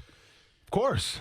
Kuz, be honest. Is he here or not? He might be on. Okay, he's there. He comes out of nowhere. If your graduation ceremony was canceled your senior year of high school, would you have been bummed about it, or would it kind of been like, it's all good? Part of me now thinking back, like I'd be bummed now, but when it was happening, I was trying to not go. Yeah, for sure, right? The graduations, 9 out of 10 are for the parents. Yeah, absolutely. It's a celebration. Kids for sure. don't really care that much. I didn't walk in my college graduation because we were still playing baseball and we were somewhere in Illinois and we actually won and went to the College World Series that year. And so I could care less about walking but I understand. Did they have like a special one for the athletes though or not? No, they didn't. We just missed it. Ashland. Yeah, we just missed it. Ashland set their game up. But like it didn't bother me at all. But I understand why some are really special, you know, and I get it. So I'm sensitive to that, especially on the college scene, because, by the way, you just paid a good amount of money. Yeah. And a lot of folks, depending on what situation you're in, might be the first person to graduate in their family, those kind of things. Not usually the case in high school that way, but in college, certainly the case, and especially the investment made in college, so you understand it. Well, the high school graduations are a little. Well, I'm sure there's a lot of valedictorians that are pretty bummed right now. I'm sure that's true, right? Because the kids that had like perfect attendance. Do they still do that? Where it's like if you have perfect attendance, they celebrate. My brother, did they perfect say that? attendance. Yeah. Oh yeah, we had that in our school. Your brother had perfect attendance? Yeah, like he didn't feel well, and my mom was like, "You can stay home," and he's like, "No, I have perfect attendance. I gotta go," and I was like, "Dude, I would have killed for a day off." I remember that being a thing. His immune system must be off the charts then. That was a thing in like elementary school. Oh no, man! This is celebrating high schools too. Well, I guess I wouldn't even have kind of understood that part, right? I mean, I had more tardy detentions. Just call in for a day, right? And I don't know how many times I was sick, but I could take PTO here. I should be allowed to take a few days from school too. Man, come on, treat yourself a little bit, especially like on those big test days. Oh yeah, man. What did you guys do for senior trips? Did you do something like that? Because that is blown up in my opinion. Like what we did in Rhode Island, I'm pretty sure was like a whale watch. What? Yeah. Are you talking like we went to Disney? First of all, what do you mean a senior trip? We didn't have senior trips. Yeah, like you do like a senior event or senior night. We went to Disney. Yeah, so you probably went to Disney. Yeah, we flew down to Disney. You flew to the whole senior class flew to Disney. That's what I'm talking about. Yeah, but you had to pay. But yeah. During school or like during the summer? It was like a week. Like it was like during like whatever would have been a spring break. Yeah, man, that's a thing down here. Like people go to New York City for them. They go all over the place for them. Yeah. No, man. we had, so the way our school worked is we got out like 2 weeks earlier because like that was like, you know, the seniors are done. And then we had senior week. And senior week, we had that too. Must be nice. All we did was just every single night after, or, you know, during the evening time, we'd go to, not going to say the exact road because they probably still do it, but we go to a road and we would burn these giant tires, like truck tires. Once again, not going to say the road because that's not good for the environment either. But we would burn truck tires. We'd circle up trucks. And we'd have a giant party. And that went on for the whole week. Yeah, we went to the beach. Yeah. Yeah. But it was like senior week and we just, it was all. Senior trips, huh? Yeah, we went to Disney. Wow. The only trip I got to go on in school was we went to Myrtle Beach for a band, like a marching competition. And I got called out. Literally, the judge called me out because my footwork wasn't in line with everybody. Well, they do a bunch of it. Like even the kids, you know, went through the middle school, and you can go to Washington D.C. as an 8th grade trip. Yeah, that's more of like an educational trip, and that's not like they all go, but you can go. And then I think at the end they go to Universal for a night. There's like a night at Universal Studios. Now that's not bad. It's right 2 hours down the road, so that makes some sense. But yeah, it wasn't a thing to go on these big, extravagant senior trips, but they are now. Like, I think that's a real thing. Seriously, we went. Ours was a whale watch, I believe. And what are we going to do in Wisconsin, though? Which means a whale watch, by the way, in like May or April might have been freezing. What exactly? Like, what are we going to do in Wisconsin? We're going to a Brewer game in the summer? Like, what do you want? I guess. But if you were in Wisconsin, what most people around, I think what they would do now, and I wonder if they do it. You should like check. But I wonder if they do it, is they go to like Chicago, like for their senior trip. Yeah, no, I'll tell you now, they don't do that. You don't think they do it? No, I bet they do more than you think they don't do that. I'm not telling you. I don't think. I'm telling you right now. I mean, it's a small town. I hear things. They don't do that. I don't get it either. But from a kid's standpoint, by the way, as we do celebrate seniors. I think it's that stuff, and then obviously prom. I really do think graduation prom's a big one, man. It stinks that you don't get to go, so I'm not minimizing it. But it is more for the parents, the graduation. Yeah. As long as you have a graduation party, I think you're okay. Well, I mean, trust me, man, and Mom's probably listening. I was hungover for my graduation, so it is what it is. So there you go, man. I was ready to get out of there. It was way too long. We had 50. Like I said, I think we talked about this story before. I had 56 kids in my graduating class. 51 of those kids walked because the other couple got arrested, and it is what it is. So yeah, it was a long process. The speaker didn't know him, didn't really listen to him. Just wanted to get my diploma, get out. 56. 51. Oh, 56 was supposed to walk, but there are some arrests, there's some accusations, there's some charges. Yeah, my graduating class was like 1,500. How long was that? Oh, well, they do it 4 people at a time. So like they had it like 4, and then you had 2 people speaking, and you would walk up, take it, go back. So they were doing 4 kids at a time. There's no way, man. Like, I don't know. By the way, stuff. after Austin talks about what he did during his senior year, whatever, graduation, everything, this segment might get canceled. Oh, yeah, my bad. Well, and now we're not doing that anymore. That was in college, people. That was in college. Yeah, that was in college. Well, I graduated, 3 years ago, not from Murray State, so it was then. Yes. Now that I'm 21 years old and then some. Hey, by the way, I feel like I'm jumping all over the place like it's The Last Dance or something in terms of our timeline today. But back to Minshew. Mm-hmm. And what a track this could be for him, seriously. He is now it's not like, hey, he's the favorite to win the job. It's not like, hey, he's got a decent chance to unseat the incumbent. Mm-hmm. Yeah. He's the man. Mm-hmm. And it's reality. And just a reminder here, at the end of last year, or really up and through that Houston game, so halfway through the season, he lost his job to Foles, got it back from Foles. At the end of the year, it looked like they were going to duke it out. It was going to be a competition, even though we all really thought the decision-making heavily weighed in Minshew's favor. Mm-hmm. Since then, Foles has been traded to Chicago. They will go through the free agency period where there are quarterbacks available, like Jameis Winston goes to New Orleans, like Andy Dalton goes to Dallas, like Cam Newton, who still doesn't have a home. But if the Jags were that interested, wouldn't they have already reached out and tried to figure something out? The one caveat to that being the injuries, and you got to wait until things shake out a little bit longer. Yeah, but there's always ways around that. There I is. feel like. But, come on. A lot of people got signed. Yeah, exactly. In the free agency period. A lot of people found a way. Yeah. And then the draft happens. And not that the Jags had a bunch of opportunity to go get quarterbacks. It's not like Tua slipped. Mm-hmm. The only thing that would have really put an exclamation point on this is if Tua or Herbert slipped to 9 and the Jaguars still passed them by, which, by the way, I think they might have. Mm-hmm. I think they would have. Let's just say that. Not might have, but I think they would have. You don't know that.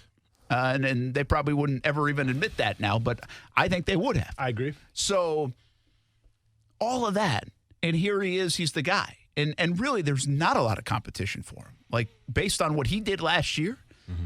he goes into this season 12 months after being drafted by the Jacksonville Jaguars in the 6th round as being the starting quarterback of this football team. I'll tell you something, and this is not a comparison to Tom Brady, but Tom Brady didn't even do that. Yeah. Tom Brady was drafted in the 6th round, but he didn't do that. Mm-hmm. He went into that next year as the backup to Drew Bledsoe. Because remember, when Brady came in, that wasn't his rookie year. That was his 2nd year. And obviously, he had some success in Michigan, too. I mean, he was a staple there at Michigan for a while. So, but he's still a 6th-round pick. Well, no, but my point is, like, Minshew could be even more impressive from the standpoint of he came from a variety of colleges. Yeah, true. A slew of colleges. And that's what's amazing to me. See, that's where you got to stop and think and pause for a second and say, wow, man, I mean, this is kind of cool what's happening to him. You know, if you're a fan of Minshew, if you know Minshew, you're like, what a story. I mean, you think about, like, guys that could give commencement speeches on how to persevere. Yeah. You know, sign me up. Yeah, but this is also the guy that tried to break his hand after drinking a bottle of Jack Daniels. Well, you can leave that part out of the commencement. Well, I'm just saying this. I mean, hey, we got to cover all. You can't have it both ways. Can't have it both ways. Listen, the good and the bad. Not everybody that's delivered a commencement speech has always done everything the right way. That's a good point. That's a good point. No, listen, the whole story of Minshew, yes, it is. It's a rare one. If it works out, you know, it's prime for a Disney movie release, to say the least. Like it's got all the makings of something special. And guess what? It's in Jacksonville, so that's even better, man. Like finally, Jacksonville has something to talk about. I guess here's the only caveat, and I don't want this to come across the wrong way or a negative way, but let's be honest. Gardner Minshew has been thriving in chaos now for what? almost the past 6 years. 6 years, we'll say. Yeah. All right. And when I say thriving in chaos, I mean he's been in situations where he's had to go in and essentially be the man right away. You know, and it's like that's a special trait not everyone can do, especially with the game of football, man.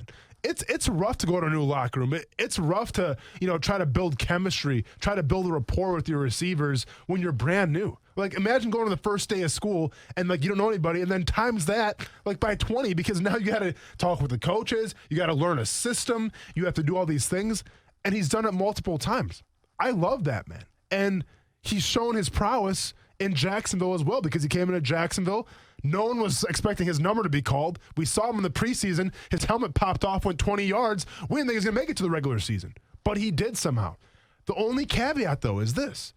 How is he going to do when he is the man? How is he going to do when he's actually cemented as the starter and there's no chaos really around him? There's no pressure around him. Now he's almost ingrained with the standpoint of, you know what? This is my team now. I don't have to prove anything. I don't have to make any new friends. I don't have to make any new teammates.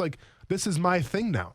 It's never really ever been Gardner Minshew's thing for a while. So this year is going to be telling from a standpoint of how does he handle the calm? How does he handle just, all right, you're the guy now. You don't have to prove anything. Just go out there and be Gardner Minshew. How does he handle that? That's a really good point. That's a great point. It sounds kind of like, whatever, but not true. Some people operate under that stress way better. And with a little bit of fire underneath them and the doubters, now all of a sudden you've got somebody saying, hey, we believe in you. Now there's plenty of doubters. Look at the national scene. I mean, every time Gardner for the last couple of months has turned on the TV, they've been like, well, they got Gardner Minshew, but for everybody. And so that's driving him, right? I mean, he's in that weight room or garage or whatever, and he's putting an extra 25 on each side because of that alone. Absolutely. And no doubt. I mean, that's the way he operates, which is cool. I think that's the cool part about him. I mean, that's not how it is in the locker room, though, and we know that. No, and there'll be a lot of belief. We've talked to a bunch of guys who have called the alpha dog and respect him for that. And now he's going to have to go prove it. And by the way, to kind of mitigate a little bit of what you said, he might not have the direct battle like with Foles or if Dalton were to come in here. But you do have to understand this if you're Minshew. And this will add some, whether it's pressure or some of that heat that he likes, that he embraces, this is it. Mm-hmm. Again, this is a once in a career chance, perhaps. This is not the rope of let's see how you do for a couple of years. This 16-game season for Gardner Minshew sets his career in motion. Now, who knows what happens down 5 or 6 years down the road? He's backing somebody up, gets another opportunity, thrives. I mean, we've seen that could happen. But let's just be, for now, that's unpredictable. Mm-hmm. What is predictable is this 16-game slate, this fall in 2020, with the Jacksonville Jaguars, where he will be the starting quarterback. This is his opportunity. This is the lottery ticket. This is, hey, you can be a franchise quarterback. You can get an extra contract and make millions. Your profile, which already, by the way, is pretty darn big, can even be bigger. I mean, all this stuff is on the line. And the one thing you have to like about that is a little bit of where Minshew came from in that regard. No different than when he went to Washington State. Yeah. And when he got in that lineup. Now, he wasn't given the keys, but that was certainly a unique circumstance. But when he jumped in, that was his chance. If he doesn't perform, if he doesn't go 11-2 and throw for 5,000 yards almost and 38 touchdowns, he doesn't get the call by the Jags in the 6th round. Mm-hmm. So he's already dealt with this one other time, and he handled it pretty darn well. He had the best year ever as a quarterback, you could argue, at Washington State. So I kind of like the fact that the last time he was pressured into, hey, it's either do it or you're done. He did a heck of a job. When talking about the future of Gardner Minshew, stats are important, number one, and wins and losses are obviously important for him going forward to see if he is indeed the man. My question to you is, what's more important for Gardner Minshew this season? And I get both are important, but what's more important? Getting the wins or producing the stats? Good call. Good call.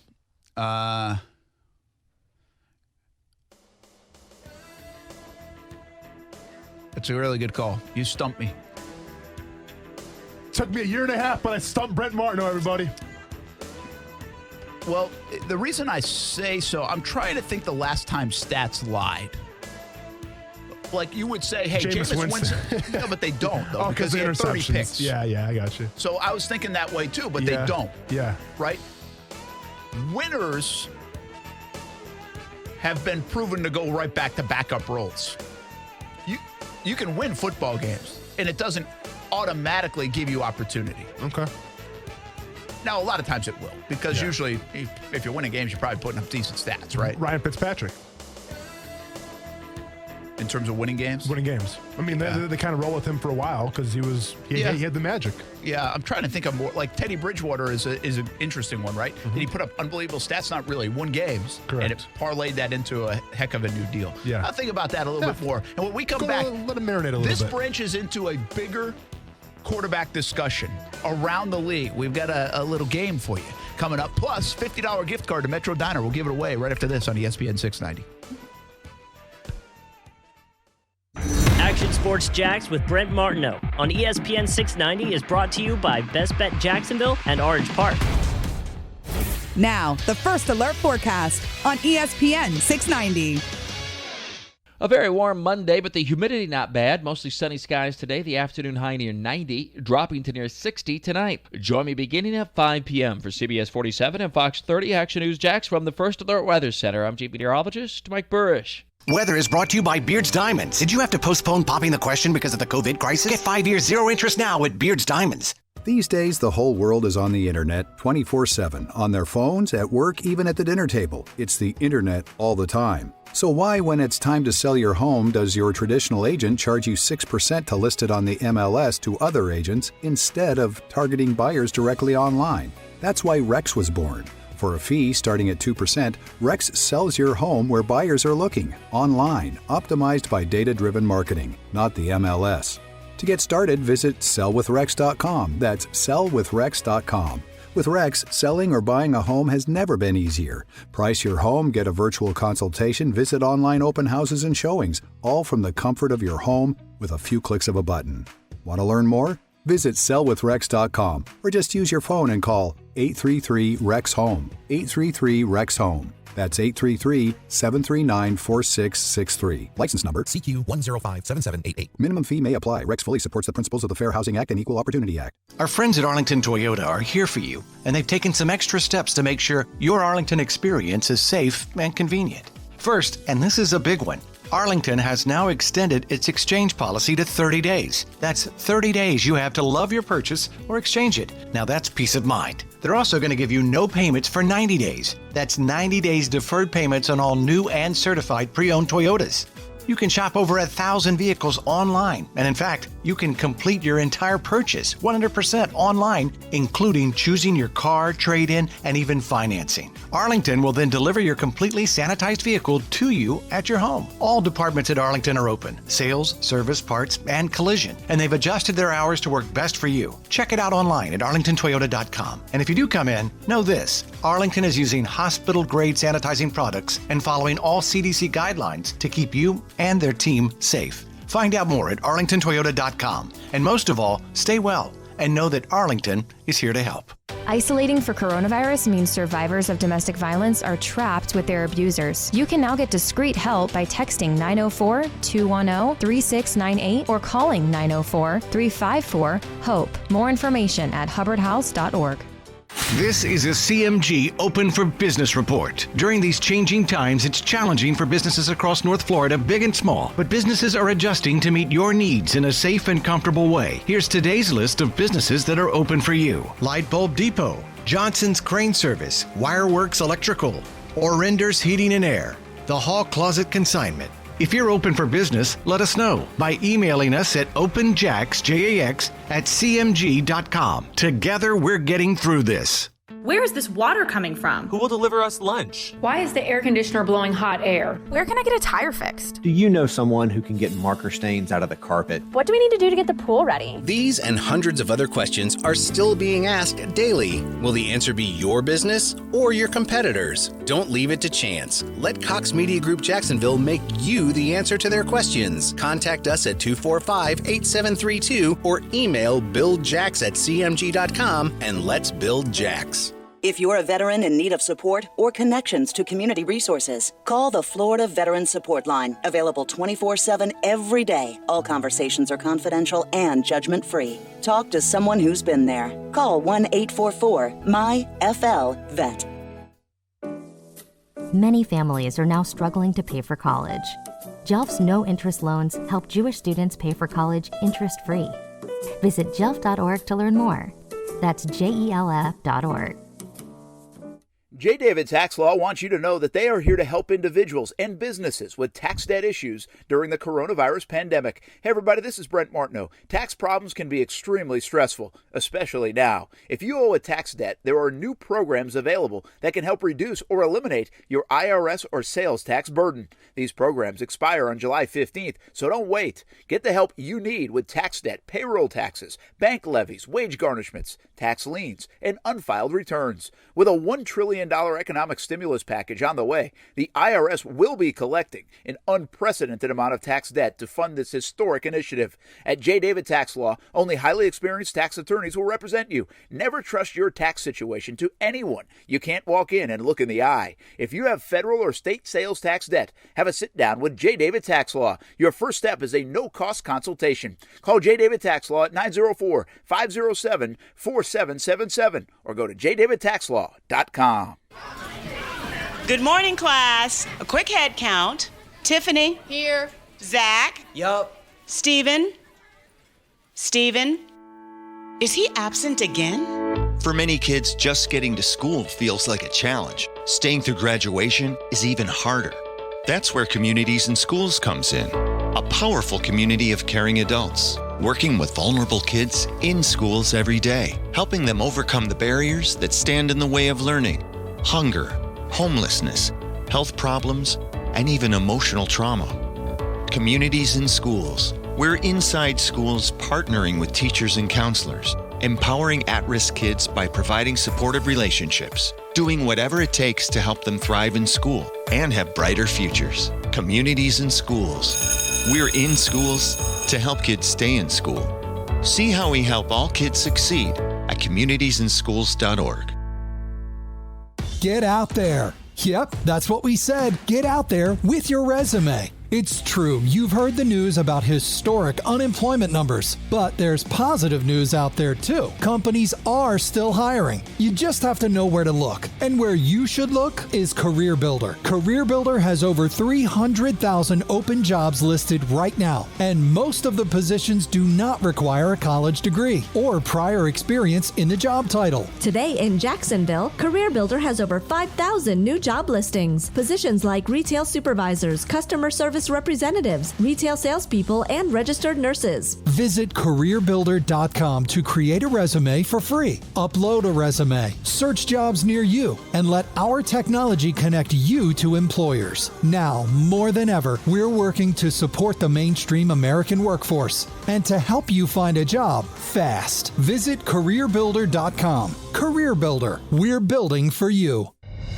This is a CMG Build Jax Business Report. During these changing times, it's challenging for all. Business across North Florida, big and small, are adjusting to meet your needs and give you great deals to build back. Like George Moore Chevrolet, 0% APR for 84 months. See dealership for other incentives. Please support local stimulus. Email buildjax@cmg.com. That's buildjax@cmg.com. We're in this together, and together we will win. Tire Outlet, the local name in tires that you know and trust, is now offering mobile installation. Tire Outlet mobile installation is safe, no hassle, quick, and same day at your home or office. A Tire Outlet professional will bring and install your tires right on site while staying safely distanced. The only thing easier than getting new tires with mobile installation is making the appointment. Call 904-600-0089 to reserve an appointment. Tire Outlet is part of the First Coast community and is in this with you. Jackson This Together is not just a hashtag. We believe it, and we are living it, all of us. Hey everyone, this is Brent Martineau. These may be uncertain times, but we can still lift each other up, share a laugh, a smile, and even a shout out. If you would like to recognize someone, maybe a healthcare worker, a truck driver, someone who works for a local restaurant, or maybe it's someone's birthday, call ** 690. Leave a message and we will share it on ESPN 690. That's ** 690. Give it a call and help make somebody's day.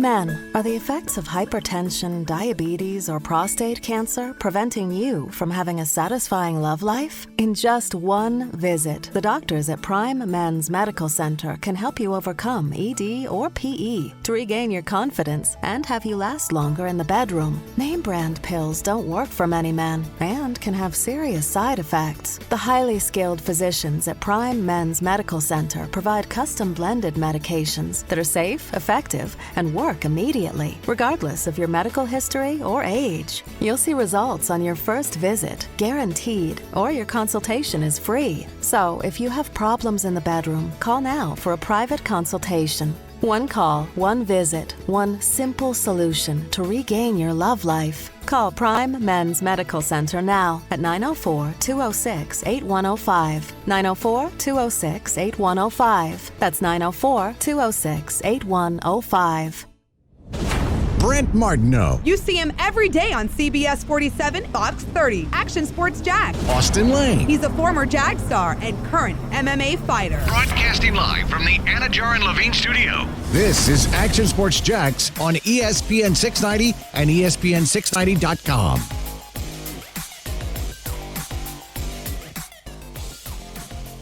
Garner did play well when he played in this short period of time. But with that being said, I don't think anybody believes, and this is fuel for Garner Minshew, I don't think anybody believes he's going to be the long-term answer or the long-term starter for the Jacksonville Jaguars, which may be the case, which he may be. But I'm sure if they can get Cam and feel comfortable, or if they can, line this thing up right to get Trevor Lawrence, that's probably the picture they're looking at down the road. That's Marcus Spears from ESPN and talking about Gardner Minshew. And I think he nailed it on one scope of this topic. If you asked people, they would say, no, I don't believe he's the long-term answer. That would be the winner. That would be the case. And so there's no denying that. I mean, you can believe in it. I can believe in it. Whatever. I'm saying the masses, if we put it out there, nobody's saying, hey, I look up in 4 years and I see Gardner Minshew as the franchise quarterback in Jacksonville. I shouldn't say nobody. Few people are. I mean, the poll question would favor, not going to happen. Again, it's great perspective from the ESPN guys, from the national guys, and the way they think about Jacksonville. One, they don't believe in Gardner Minshew. Two, they really continue to associate any quarterback that's ever played football here in Jacksonville, and especially the bigger name guys like a Cam Newton. And that was, once again, the parallel. I will say Marcus threw in the whole Trevor Lawrence idea, which, again, you just can't sign up for that. So to me, the whole, if you want to call it tank for Trevor or just the Trevor Lawrence concept, doesn't make sense to me, because this is a team and a franchise that has been really quite bad for a lot of its existence and still has never had the number one overall pick, and that's what it's going to take. So it's kind of on deaf ears for me when you're talking about Trevor Lawrence. Now, if you want to talk top 10, ammunition to be able to move up, which by the way, if Trevor Lawrence is everything everybody thinks he's going to be, it'll be much like Burrow and the Bengals, where they won't give anything up anyway because they've got their guy. So you can offer them the farm, and it doesn't matter. But what I think is more suitable, more reasonable, is to say, hey, they might be in the top 5, might be in the top 8, and then get a quarterback they like. But I can't sit here and tell you that Trevor Lawrence is going to be the guy. Heck, last year at this time, Tua would have been the guy. Ends up being Joe Burrow for a couple different reasons. So it's just another example of the perspective on the outside to fuel Gardner Minshew's fire. One, there's the narrative is he's not the long-term solution. Heck, a lot of people don't even believe he's the solution and should be the guy this year if you talk to the narrative across the country. And then the other part of that narrative is this tank for Trevor Lawrence idea that the Jaguars are the worst football team in the NFL, worst roster in the NFL by far. Mm-hmm. And that is a belief. I mean, that is a narrative and a belief, I think, across the nation when people are talking about the NFL this year. I don't buy a lot of that. I really don't. We've talked about a bunch in the last couple of weeks. Tell me why this roster is that bad. Tell me why the Jaguars are that much a favorite to be the number one pick next year compared to even the Bengals, the Redskins, the Lions of the world, So we've had all these discussions, but it's just, again, perspective from the national side. Sometimes they're right, a lot of times they're wrong too. You're right. I mean, listen, I'm not going to hate on the national media for saying the Jaguars are going to be horrible next year, because all the national media has to go off of is what they saw last year, the product, which obviously wasn't good. All they have to go off of is who they lost, Calais Campbell, A.J. Boye, okay? And with that being said, the division they play in right now, where Indianapolis has clearly upgraded, the Titans, all things considered, should be pretty tough coming back. And we'll see what the Texans, you know how I feel about the Texans right now. You like the wide receiving room more than I do. I mean, but they still have Deshaun Watson, one of the best quarterbacks in the league. So one would think that the drop-off, even after losing Hopkins, isn't going to be that much. My point is, though, will the Jaguars win more than 2 games next year or this year? Probably. Will they win maybe 6, 7 games? It could be likely. But at the end of the day, if Minshew does not work out, then yes, you maybe get Trevor Lawrence. You maybe get a Justin Fields. Or maybe you get the guy from North Dakota State, Trey Lance. You know, like this guy threw 28 touchdowns last year, 0 interceptions. Already starting to say he's better than Carson Wentz was. I would take Carson Wentz in Jacksonville right now. I think a lot of people would. So there's going to be options next year. My point is, at the quarterback position, if Minshew doesn't work out, regardless if they win 2 games or 6 or 7 games. One thing I want to clean up, by the way, off the Minshew topic, we were talking earlier about 50-year options.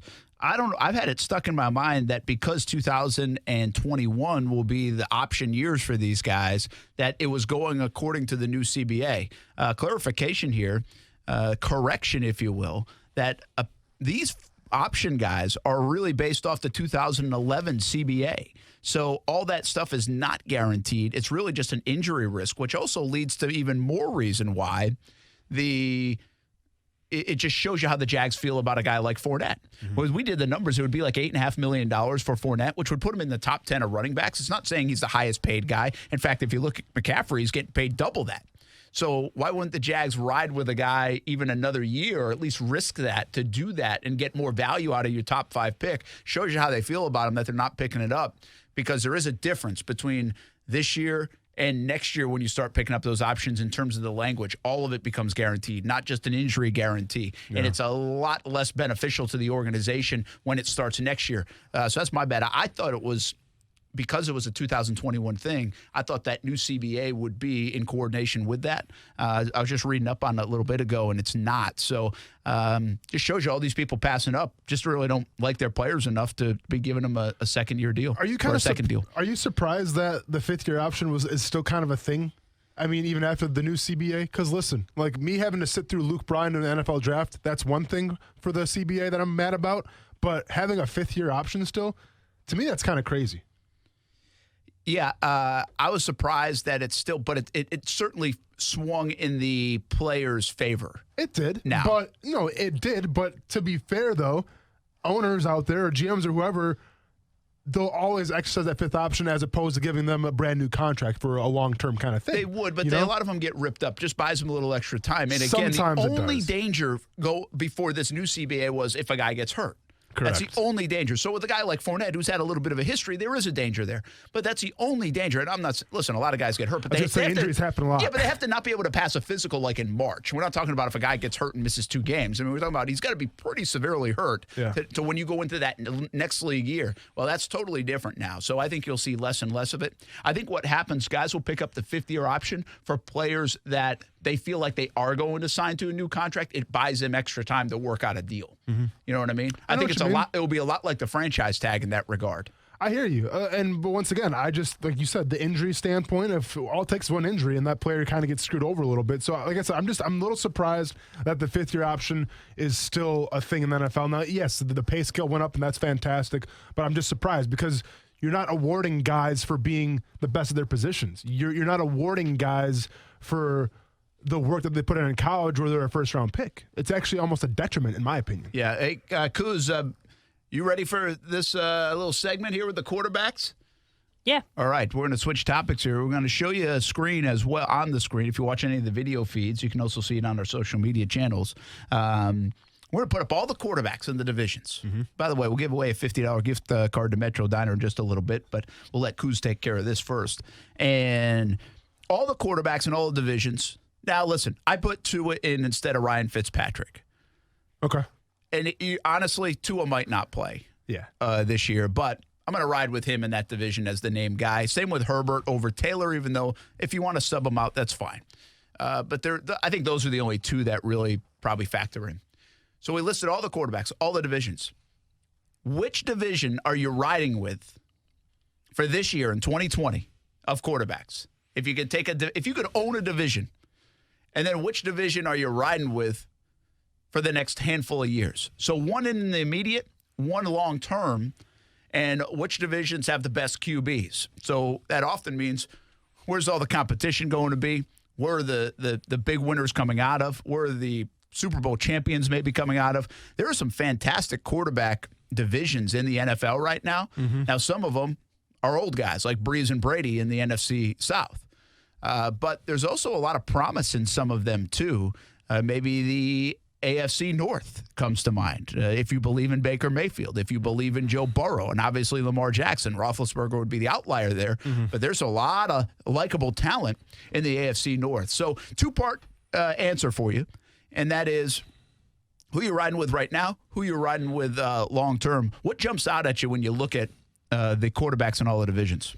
What jumps out at me? Well, usually what you're working with here is each division, you probably got two quarterbacks that seem pretty legit that you could win some games with. You have two quarterbacks you're kind of fringe on, and that's either because they're rookies or it's because, they haven't really played up to, the team's best abilities, I guess.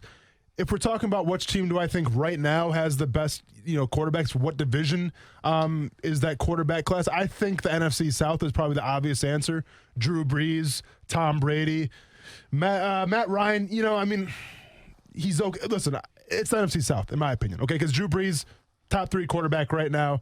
Tom Brady, he's got a lot of weapons. I think you take any quarterback right now with that offense, not named Jameis Winston. And then with Matt Ryan, he's been dependable. He's got weapons himself. Julio Jones is still doing the thing. So short term, I'm taking the NFC South because I have the Saints going to the Super Bowl, obviously. Long term, give me the NFC West. Now I'm putting a lot of stake into Kyler Murray. I'm putting a lot of stake into Kingsbury, but I like how they're treating Murray, right? I like how they're giving him weapons. I like Kenyon Drake going forward in the running game. So I like the Cardinals a lot. Obviously, San Fran, you don't need to say anything about them. They've been proven.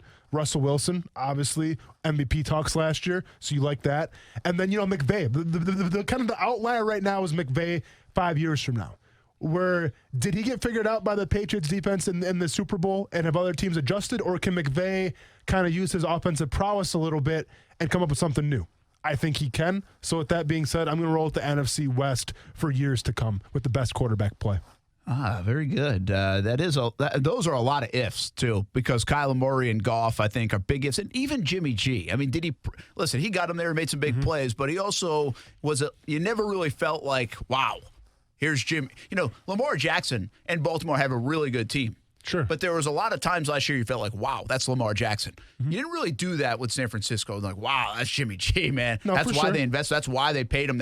So I would say there's still a lot of ifs in that regard. It's funny is most people right now would peg who as the best quarterback in the league? Patrick Mahomes? Patrick Mahomes. Well, they got the more ifs than anybody. In that division. Correct. Is Locke a long-term answer? Was Herbert overdrafted? I think you could make the case. And Derek Carr, heck, his own coach seems like he wants to get rid of him every 3 weeks. Well, that's kind of the national perspective, absolutely. Yeah. And the AFC East, tough one to buy into, right? Jarrett Stidham's not the long-term play in Patriot land. Most people would agree. Now, listen. Yeah. Like I've said, I've compared Patriots this year and their outlook a lot to the Jags. Most people would say Gardner Minshew's not the long-term play. Yeah, that's a good point. And we also have a bet who's going to win more games, Patriots or Jaguars. Can't wait to cash in on that one. Yeah, that doesn't look as outlandish anymore, though, does it? No, it doesn't. So there's Tua, if you believe in him. Sam Darnold, I think, has some believers and of course, detractors as well. And Josh Allen is starting to climb the list a little bit. Mm-hmm. So Stidham could be, like if you ask this question next year, Stidham coming off a decent year, or did they draft the quarterback and you like who they drafted? Mm-hmm. So it really could change year by year. I think we all would agree the NFC South is the one to take right now. Mm-hmm. You got two of the top three quarterbacks statistically all time. Yeah. In that division. And Matt Ryan, really one of the most underrated guys in the NFL, probably. If you look at his he's a numbers, former MVP as well. That's what I'm saying. But no, people they don't associate him with that. Mm-hmm. You know, Aaron Rodgers won one Super Bowl. Mm-hmm. And do you know how many times he won MVP? Is it a couple? I think twice or three times. Let me check that out quick. Yeah, check that out. But it's interesting. Like, obviously he won, but Matt Ryan was in position to win and went to a Super Bowl, lost, and has an MVP. You just don't even put them even in the same zip codes. Yeah. And though their resumes, are they really that different? Aaron Rodgers has won the MVP twice. Twice, okay. Yeah. I mean, I'm not telling you that Matt Ryan's better than Aaron Rodgers. Aaron Rodgers is better. Thank you for not doing that. But Matt Ryan feels to me like he fits more in like the Joe Flacco mold to people from a perception standpoint, where it's like, all right, we can debate all the time if he's elite, but he's really not. Yeah. Yeah, that's a good point. You know, he goes, I mean, one could argue how much that Super Bowl hurt him, right? I mean, like, if he wins that Super Bowl, that kind of cements his legacy. It would, yeah. You know, and it would put him in a different notch, right? Exactly. I will say this about Matt Ryan, and it's nothing against Matt Ryan, but if there was any player when I was practicing on an opposing team that I wanted to smack in the face, it was Matt Ryan. Really? Because you know, we used to always practice against the Falcons every single year. It was like a thing where we traveled to Atlanta or they would come to Jacksonville. And it was the year that they came to Jacksonville. So it must have been 2012, I believe. And the Falcons are here. And Matt Ryan, obviously the quarterback. And I remember we're going through it's like a scrimmage, right? But we have a game coming up with them in a couple of days, so we're not going all out. Like, yes, you go a little more because it's a new opponent. You want to put bad film out there against someone that's not on your team. So there is a little incentive to go harder, but like you can't sack Matt Ryan. Like you can't touch Matt Ryan during this scrimmage, obviously, on the field. Well, I remember like Matt Ryan's driving his team down, and like a couple times, I think what happened, John Chick, whoever it was, like Chick got through and like could have sacked Matt Ryan. But obviously you can't do that because it's practice. Matt Ryan completes a pass for a touchdown and like goes absolutely ballistic. He's like, you effing better believe it. That's how we do things in Atlanta. And I'm just thinking like, oh man, first of all, like, don't stop screaming, okay? I get it. You're excited. You guys won the scrimmage, or they won the drill. Congratulations. You still got sacked though and everything. But like the fire and intensity, it just ticked me off so much because number one, we lost that scrimmage, but number two, like, dude, you were down. So why are you trying to rub it in our faces when you know dang well you would have been sacked? Oh, man, that's awesome. I've lost all respect for Matt Ryan since then. No, I'm just kidding. I wonder how many stories are like that, because I wouldn't assume that would be the guy you would have been talking about. If you said fill in the blank on quarterback, I wouldn't have filled the blank in with that. You want to talk about just the mind, like the mental gymnastics that occur when you have like you're practicing with another team from a different, league or whatever. Like, it's hard, man. Because like you want to go hard, but you can't sack the quarterback. You want to go hard, but you don't want to be, an a-hole. It's just there's a lot that transpires, Brent, that you don't see on the football field when you're practicing with another team. That's why a lot of guys don't like it. I mean, especially the veterans, they don't like it. It's horrible. Hey, make mom's morning and night with deliciously good, ready-to-heat brunch, lunch, and dinner meals like a meat lover's casserole, roasted turkey, or pot roast that guests can pre-order all the way until this Friday, May 8th. Pick up Friday, Saturday, or Sunday just in time for Mother's Day. And right now here on Action Sports Shacks on ESPN 690, courtesy of Metro Diner, we are going to give away a $50 gift card. Let's call it, caller number 4, 904-362-9901. It is May 4th. I'm not a Star Wars fan. I am, but I don't celebrate this day. Yeah. So 904-362-9901, $50 gift card to Metro Diner. You can do that right now. When we come back, more quarterback conversation. My picks for the best now and in the future, and also, who's got the worst division? Next on ESPN 690. Celebrate Mother's Day with your neighborhood Metro Diner. Listen to Action Sports Jacks all week for your chance to win a $50 Metro Diner gift card so you can celebrate mom with deliciously good ready-to-heat brunch, lunch, and dinner meals like a meat lover's casserole, roasted turkey, or pot roast. All week at 4:30 p.m. on ESPN 690. Hey everybody, it's Brent Morneau. We at Action Sports Jacks hope you and your family are doing well. Coronavirus has forced a lot of people to choose between buying food and keeping the lights on. Whether you're one of these people or not, we're all living through this pandemic together. We've partnered with Feeding Northeast Florida for a virtual food drive so you can help without leaving your house. To donate now, go to ESPN690.com. Do you know a child who is deaf, hard of hearing, blind, or visually impaired? The Florida School for the Deaf and Blind in St. Augustine is a fully accredited, tuition-free state public school that gives children an edge for a lifetime of success. FSDB is nationally recognized for its educational services designed for students' unique communication and accessibility needs. Eligible pre-K and kindergarten through 12th grade students benefit from small class sizes, advanced technology, and various recreation, extracurricular, and performing arts activities. Transportation and boarding services are free to any eligible deaf or blind student, kindergarten through high school, no matter where the student lives in Florida. My name is Trent Ferguson, and I'm a proud graduate of this wonderful school. This place changes lives. To learn information or to apply for enrollment, call 800-344-3737 or log on to www.fsdbk12.org. Hello? Hey, boss.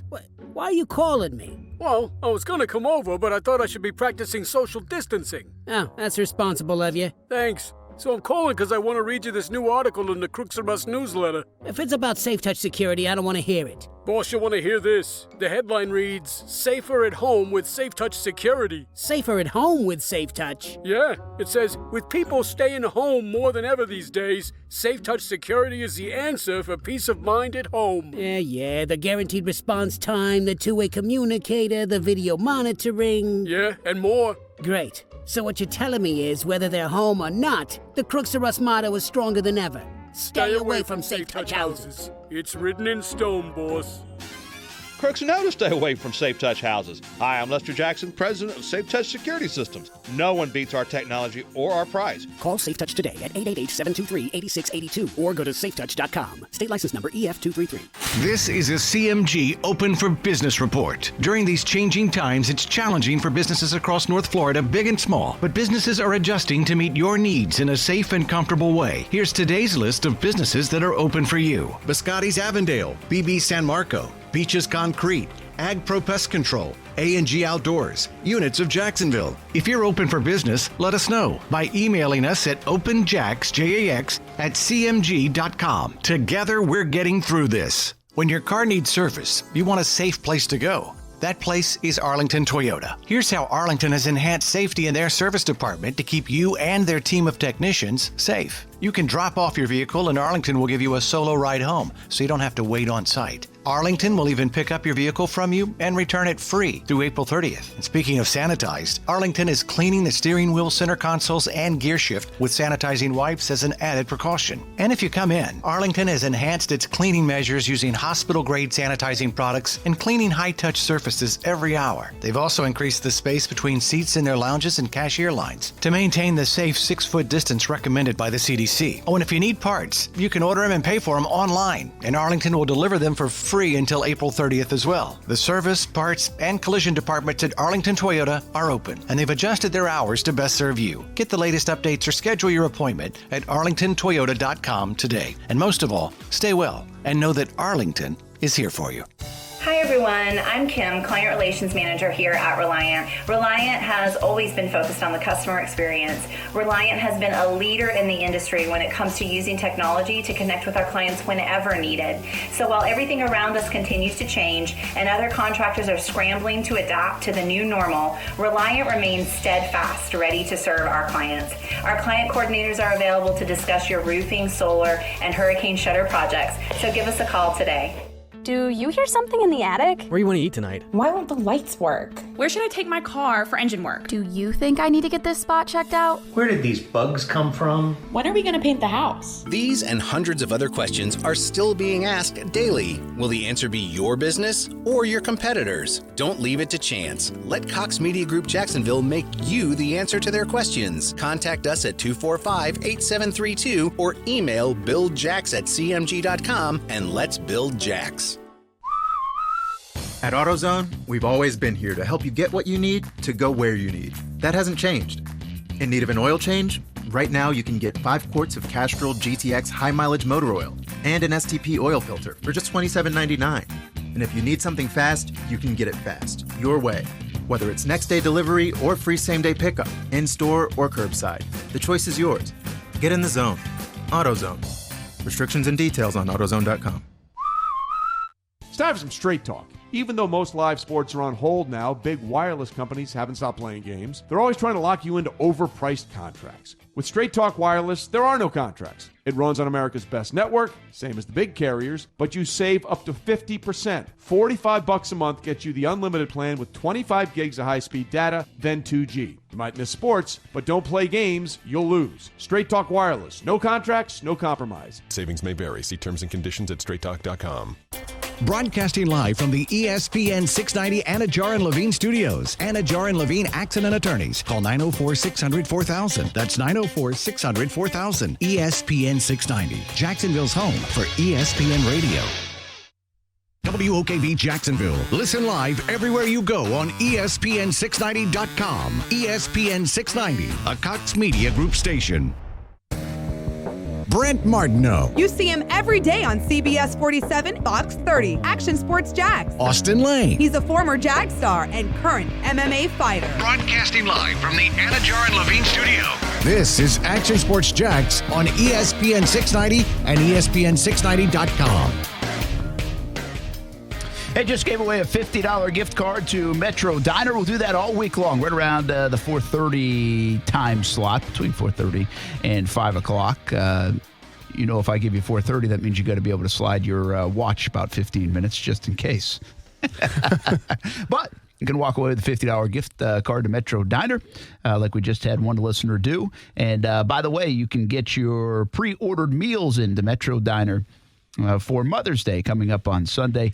Get them in by May 8th, which would be this Friday, and you can pick them up Friday, Saturday, or Sunday. Brent Martineau, Austin Lane, Coos here on a Monday, coming off another couple of episodes of The Last Dance. We'll get to that in just a little bit because I want to spin it into a little bit of a brand talk. Not our brand. Oh, maybe our brand, but Michael Jordan's brand, of course. But right now out there, let's finish up this discussion about quarterbacks in the National Football League. And on the screen, if you're watching the video side, and if you're not, that's okay. You probably know most of the quarterbacks that are playing for the teams anyway. We put up all what we think are starting quarterbacks or franchise quarterbacks in each division.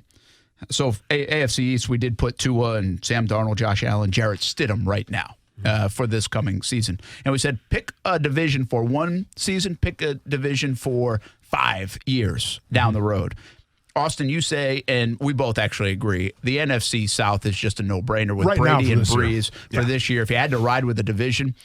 Now, listen, it's got close competition. I mean, think about the talent in the NFC North. Aaron Rodgers, obviously, people think he's the best talent in the game right now. Matthew Stafford is under-delivered on his career, partly because he's in Detroit, but he's also put up incredible numbers, too. Kirk Cousins, underrated in terms of the numbers. You talk about a stat guy. We're having that conversation a little bit earlier, which I'd like to revisit. Stats versus wins. Cousins has put up a bunch of stats. Yes. That's a great example of a guy who's put up stats, but still not considered like cream of the crop. You're right. Because of his inability to win big. He did finally get a playoff win this past year. And I put Nick Foles in that category, but he is a Super Bowl champ. I mean, quietly, the NFC North has some pretty good resumes. Well, listen, I'm not going to call anybody from the Bears legit quite yet. We'll see how the quarterback battle shakes down. I do agree with your Kirk Cousins comparison. If you look at his stats, man, any team in the NFL would take those stats, okay? He just hasn't got over the hump yet, and that says something about it. Matthew Stafford, like you said, yes, obviously he's been on some teams that haven't had a lot of talent. I'm reminded back of Kelvin Johnson was really, to me, the only time the Lions offense was really a formidable opponent. I mean, I get it, they're high-scoring offense all the time, but I'm not afraid of them, okay? And Aaron Rodgers, you know how I feel about him, Brent, all right? Not a top 5 quarterback, but I think he can make any team better if he goes on any team right now, without a doubt. And with the whole Jordan Love thing, there's a little controversy there. I'm not mad at the NFC South, but I would actually argue I would probably take the NFC East, maybe even ahead of the North right now. Wow. Yeah. Wow. And I'm saying you that. Crazy. I might be, man. But keep in mind, Nick Foles won a Super Bowl. Carson Wentz got him there. Got him partly there, 3/4 of the way there. Carson Wentz got him there. Okay. 3/4 of the way. Carson Wentz going to win the MVP award that year if he didn't get hurt. If he didn't. He's pretty good. He's not bad. So the next one's a little harder, and that is the 5-year projection. Mm-hmm. We both agree on the NFC South. That's the one to go win right now. But the NFC West is what you said with Goff, Murray, Garoppolo, Wilson. Give them in 5 years. And I like this for I don't love this pick, by the way, and I'm not going here. You don't have to. Because Goff and Murray, to me, are still so questionable. Jimmy G, will he get to the elite stage? I don't know, but I think he'd be a pretty good quarterback, especially the marriage with Shanahan is a pretty good one. Russell Wilson, if you look up in 2024, has a very good chance to be the best quarterback in the NFL. Mm-hmm. Who knows where Aaron Rodgers is at that time? Breeze and Brady are gone. Mm-hmm. I mean, Russell Wilson will have the best resume by that time and probably be the best guy in the NFL. I think that's fair shake. So between him and Patrick Mahomes. Oh, yeah, Mahomes, true. Yeah. Mahomes. But from the longest time, Mahomes will have then done it for 4, 5, 6 years. Maybe he has a couple Super Bowls by then. But I think Wilson's in that category, so no doubt about it. And Roethlisberger could still be playing at that time. Exactly. I just like Wilson going forward because guess what? Wilson hasn't had a lot to work with sometimes, and he still finds a way. Absolutely. Patrick Mahomes, we'll see. Patrick Mahomes, fantastic quarterback right now. But you can't have Travis Kelce, Tyreek Hill, Mecole Hardman, and all these weapons. Eventually, if the NFL is supposed to do its job and have a salary cap or something, you can't have all those weapons, okay? So I want to see what Patrick Mahomes looks like when he's the highest paid quarterback in the NFL. And then all of a sudden, that roster has to adapt towards that. Well, I think it's interesting because the other day I tweeted out on a Saturday, I think it was, that somebody, I think ESPN tweeted, the entire LSU team is now in the NFL on offense. And I said, it does make you wonder how good Joe Burrow is. I mean, look at the talent. Now, in fairness, I don't say that about Patrick Mahomes. I think he's a really good quarterback, but look at the talent around him. He's been put in such a good situation. Yeah. So I'm not trying to knock Burrow, but I do. It was the first thing that jumped in my mind is like, all right, wait a minute. This guy did it for 1 year, and he did it when everything was right. I mean, this was like the perfect for the LSU Tigers. I think if I was in Cincinnati, that'd be my reservation.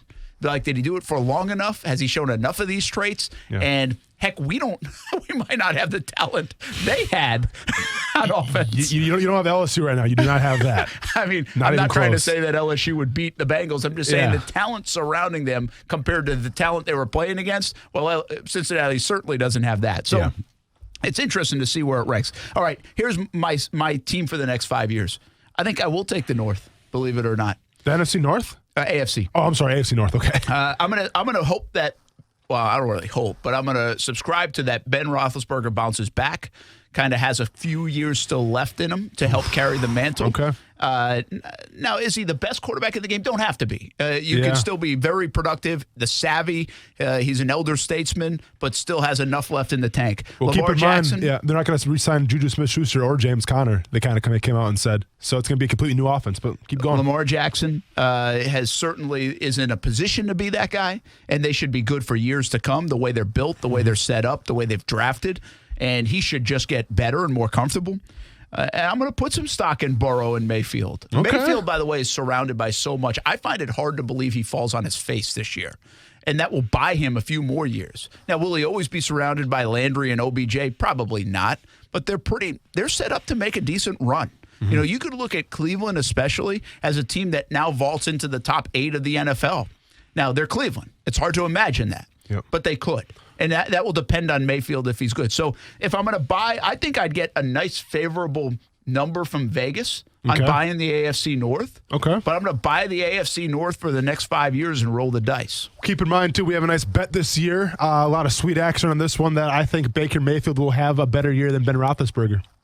Remember that bet that we made? So we had that one coming up. I pull out the archives where all these bets are just waiting to get unleashed. Well, the way I'm talking, I don't know if it'll happen this year because I didn't pick him for this year, but next year Roethlisberger will win MVP and Mayfield will be number 2 in the votes. All right, and Lamar will be 3. I like it. Let me ask you this. With the way it looks on paper right now, and once again, we're playing the what-if game a little bit. Next 5 years, AFC South. Yeah, well, I think right now they're in the conversation, could they be the worst quarterback division? Oh, see, I disagree. Who's the worst quarterback division? I would honestly go probably with the AFC West. Even with Mahomes in. Listen, Mahomes is the best quarterback, don't get me wrong. But overall, I mean, maybe the AFC East, I guess. Yeah, the AFC East you got to wonder about.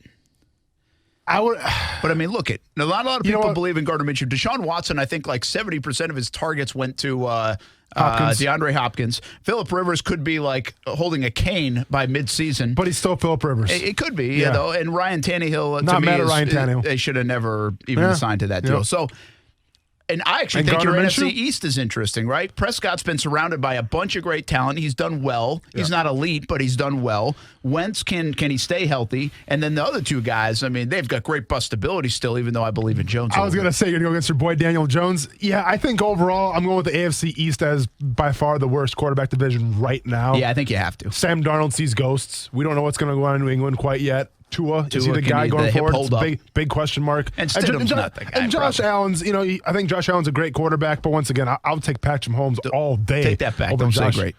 I think Josh Allen's an okay quarterback. Thank you. I think Josh Allen's a great defensive end. But overall, Patrick Mahomes. I once said great is the most overused word in sports broadcasting, and you just did it. Well, you don't think he's great? Josh Allen. You don't think Josh Allen's great? I mean, I don't know, man. What was his numbers last year? Let me bring those numbers up. Let's go with maybe good. He's decent? Decent. Okay. Trending up. Intriguing. Intriguing is a good way to put it. He's intriguing going forward. Stock is rising. His stock is rising. That's a good way to couch. Bad. But great, nah. Let's go over his numbers. Ooh, yeah. 20 touchdowns, 900. Yeah, okay. Hey, what's interesting? Intriguing. Just think in 5 years, okay? Just allow yourself to do this. We think the NFC South right now is the best. In 5 years, they age out. Yeah. Breeze and Brady, who knows where Matt Ryan is. And Teddy Bridgewater, let's be honest, he still has a lot to prove. So that could be a whole different set of quarterbacks, I mean, in 4 years. Now, I would think Deshaun Watson has staying power in the AFC South, unless Bill O'Brien trades him away. Who knows who knows what's going to happen with the Texans. The NFC North in 5 years, that's an interesting one. Rodgers, Stafford, Cousins, and Foles. Mm-hmm. That could be completely swept over. Yep. AFC North in 5 years certainly looks like it'll be around. Looks good. NFC East in 5 years certainly looks like it'll be around. Mm-hmm. NFC West certainly looks like it'll be around. AFC West is Mahomes, Carr, Herbert, and Locke. I don't know. I mean, Mahomes is it. Yeah. Yeah. And in the AFC East, I think it's the same thing. Who knows if they'll be around in 5 years? That's a long time in the NFL, but pretty fascinating look around. And I'm sure Trevor Lawrence will probably go to the Patriots and they'll win a couple more Super Bowls because it's the NFL. That's what the Patriots do. You guys have such Patriots vulgar hate, fear, dismay, fear. Okay, fear. That's a good word. Yeah, and it's really clouding everybody right now. One last question about the quarterback, since Kuz did such a nice job putting this all on the screen, and we appreciate it. How many teams are there? This is what I find fascinating about the NFL. If we go back and did this radio show 8 years ago, I think we would, and I just threw 8 years out, but maybe it's 6. I don't know. Yeah.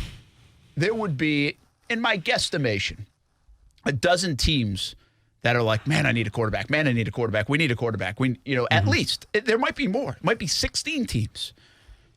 As you look at this list in 2020 and going into 2021, because I think that is that's relevant here in Jacksonville, depending on what happens with the quarterback situation. How many people are saying, man, we got to look in the next couple of years to get quarterback? Yeah. Well, the Patriots are obvious. The rest of the AFC East thinks they have their guy in the next 2 years.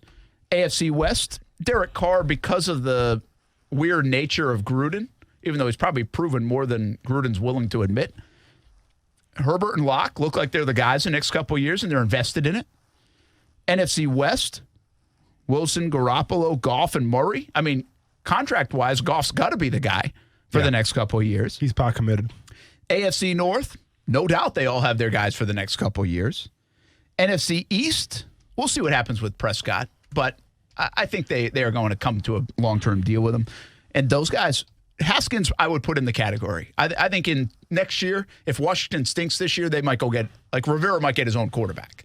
Oh, without a doubt. I mean, no one's going to say that Haskins' job is even safe this year, I would say. I mean, we'll see what happens, but. Jaguars, I think, would be in this category because it's a one-year thing with Minshew. Phillip Rivers, I'm not sure Eason is their guy, even though they drafted him in the 4th round. Mm-hmm. So I'd put them in the category. Tannehill, they just upped for 4 years. Watson's Watson. Rodgers, Stafford, Cousins, and I would put Chicago in the category. So that's 6 teams. Well, we'll see with the Packers, too. With Rodgers, we don't know. I mean, but they got Jordan Love, so they have already invested. I got you. Okay. Yeah, I got you. Breeze. Now, Tampa will fit this. They're going to have to look forward and down the road because of Brady. But I would say Jameis Winston going to New Orleans right now kind of takes them off that market, at least in terms of desperate for a young guy. Yeah, true. Bridgewater, they just committed $20 million for the next couple of years, each year. But you can see Teddy. I think he's more of a bandit than he is the. We'll see. I mean, listen. But let's go high end. He's got a chance to prove some people. High end, there might be 8 teams that you would say in the next 2 years really are chasing a quarterback. Correct. Yeah. That's a low number in the NFL, don't you think? Yeah. And by the way, some of those were questionable, man. No, I hear you. Like, I don't think it's, to me, it's, I don't know. I'm not really blown away by that number. I guess because, teams commit to quarterbacks, man. Teams draft quarterbacks and like they're not that good or they're good, but you're stuck with them for a couple years to see, So there's always that honeymoon period, and there's always that period where, all right, well, they can get away with this a little bit because they're new, and we'll see what happens from there. So as far as, whatever, we'll say 5, 6, 7 teams needing new quarterbacks, that doesn't really shock me at all. Yeah. What's shocking to me is there are not more. That I guess, because over the years, I feel like there's been more. And people have found a quarterback they're comfortable with. Now, that doesn't mean they're right. Mm-hmm. Again, I'm talking a small window here. This is the next 2 years. This year, next year. Are you going to invest big into a quarterback? I would say there are 8 teams max that would take that investment and jump up and get it. And some of those teams, by the way, are going to finish like 3rd in the NFL and pick 29th. So they're not going to be in position. Mm-hmm. So my point kind of goes back to next year and the year following. These teams that do need a quarterback or might need a quarterback might not have a lot of competition. Much like, look what we saw last year, right?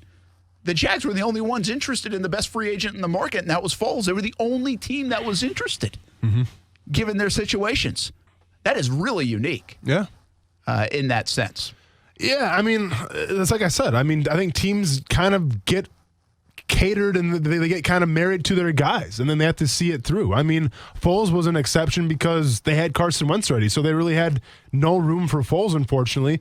So once again, I think listen, if you draft a quarterback, if you invest in a quarterback, that investment takes longer than maybe sometimes 1, 2, or even 3 years, okay? And then if you don't like him, then you can kind of wash your hands of all of it, especially a guy taken in higher rounds, and especially usually a guy that you pay top dollar free agency for. Now, the Jaguars got lucky with the Bears in the standpoint of the Bears were desperate, and they traded for Foles.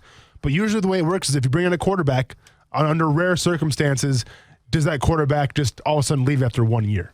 Yeah, really interesting. Again, it kind of, to me, it all circles back to the Jags and Minshew and kind of ties a bow onto all that. It's the Jags could get them out of that conversation with a good year from Gardner Minshew. They could put themselves right in the middle of that conversation, but pretty good timing. I think it's worth repeating. This franchise has not had a bunch of luck. I think they're in a fortunate situation for what they're trying to do right now, for the timing of it. And that is, hey, see what we have in this guy? Super marketable guy, fun guy, perfect fit. See what we have. And then if we don't, and we find out we don't, we need to know by the end of the year. But we might have draft capital and a luxury of a high pick and not a lot of competition for guys that need young quarterbacks in 2021 in the draft. So that part is pretty interesting to me. When we're going to take a break in just a couple minutes, not right this second. When we get back, I want to talk a little bit about The Last Dance, what you thought about the last 2 episodes, and also branding. Speaking of, that kind of fits the Minshew narrative as well, doesn't it? But something struck me last night about Michael Jordan. It's not like I didn't know, but in relative to now, we'll talk a little bit about The Last Dance. Before we do that, just for folks just jumping in, big story of the day here in Jacksonville is that there will be 8 home games in the regular season here in Jacksonville. No London games. So 2 preseason games, 8 regular season games right here in Jacksonville for the first time since 2012. And just to kind of bullet point what we've discussed already, might be a big advantage for Minshew and this young football team. They have 30 players on a 90-man roster who are rookies, 18 undrafted free agents, 12 draft picks. They have a bunch of guys that are expected to do well, our second-year players, Minshew, Josh Allen, those kind of guys. Then they even have young players that have done well, like a DJ Chark. And even Miles Jack, who now is like an elder statesman, has still only been around for 4 years. So that element of this could be a really good break for the Jacksonville Jaguars. We don't believe there's a home field advantage over there for the Jags. It's everybody does the same thing. You laid this out in the first segment of the show, and that is the Jags messed around with the best way to do this trip. We went over there the first year after a road trip to Cincinnati. We went from Cincinnati right over to London. We stayed a week. Then there was another time we left, I think, on a Monday morning, stayed a week. Then the third year, it was Thursday night, get there Friday morning, make it basically an elongated West Coast trip, and they've done that ever since. So that's the way it's been. But other teams now know about that too. So other teams, even if you're coming out from the West, they might go play Baltimore one week and then fly over. So they're not flying all this. People have figured out the science of it and what works best. So to your point, there's not much of an advantage. The Jaguars have given teams the blueprint, essentially. Yeah, exactly. And listen, when you're the youngest team in the NFL and you have a bunch of rookies coming in, it's a detriment to try to take them across the sea, play in London for 2 games, and expect them to just go along like nothing's like nothing's happening. Okay, like I had troubles adjusting to the West Coast games. Now, granted, when I played my rookie year, we went over on a Saturday and played the game on Sunday, which in retrospect didn't really make that much sense because you kind of need time to adjust a little bit. So Coach Del Rio kind of changed his philosophy from that. But the last thing you want right now with a young team is to try to add new things that they're not accustomed to, okay? Like, it's hard enough right now that guys can't train where they want to train because of everything going on. It could be hard enough for guys that are coming in the league because maybe training camp gets delayed. Maybe there's no OTAs. Maybe there's not rookie minicamp. Like, those are all things that prepare an NFL player, especially a rookie, to get ready for the season. If those things are gone now, well, the adjustment period could be that much more crazy. And then you want to add 2 London games on top of that, considering a lot of these guys have never even been to London before. So, like I said before, it's a blessing in disguise from the standpoint of you can get guys ready for the NFL, you can get them acclimated, and not have to worry about necessarily, I don't want to say babysitting, but worrying about guys in a new country, trying to adjust to a new time zone and traveling and all that stuff. Like, you can wash your hands of that now. And to me, if you're the Jaguars fan, if you're in that building or in the organization, I get you lose some money from it, but you know what? In the grand scheme of things, it's probably for the best. I think, by the way, this is good for the fans, first of all, tops of the list. Because if you want to see more football, you get a chance, hopefully, to see more football. Now, there's the caveat there is, will you be allowed in? And those are unanswered questions. We'll have to wait till later this summer. Mm-hmm. But even the way the Jags revealed their ticket plan today and modified things in terms of deadlines and referral payments and refunds, and I think the Jags did a nice job. You can check more of that out at Jaguars.com. And they invite you, actually, to call them if you have questions. At 904-633-2000. That's not us, by the way. That's them. And that because there's a lot to talk through for season ticket holders. So they invite you to do that. But the next on the list, I would probably put players pretty close, but players can adjust. Players, most of these guys are young. It's whatever. Mm-hmm. Just go play, roll the ball out. I think it's a big helper, though, to Doug Marrone. I think it's one less thing Doug Marrone doesn't have to worry about now, getting all these young guys on the same page. And when I say Doug Marrone, I mean the staff. Sure, Doug has helped getting that stuff, but he doesn't have to bother with that messaging. That's nice to not have to do that right in the middle of a season, depending on how you're playing at the time. I mean, think about what was on the line for the Jacksonville Jaguars when they went to London last year. Mm-hmm.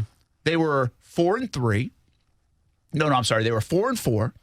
They were starting this huge stretch against the AFC South. It was Houston and London and Indianapolis on the road and Tennessee. Yep. Huge stretch. It was the biggest stretch of the season. And for Gardner Minshew, what loomed, and for that entire locker room, and for Doug Marrone in terms of decision-making, was a QB decision on the other side of the bye week. Mm-hmm. So think about all that stuff going on.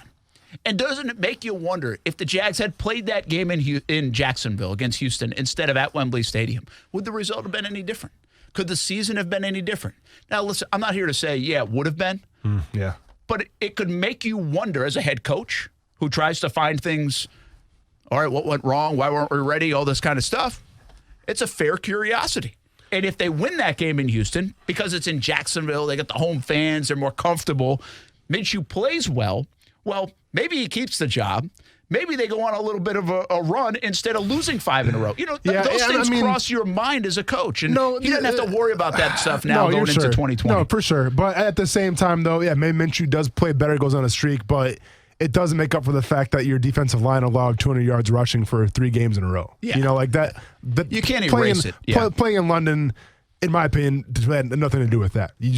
Guys weren't where they needed to be. Guys weren't playing well, and it is what it is there. So I see where you're coming from, where would it have helped Minshew a little more?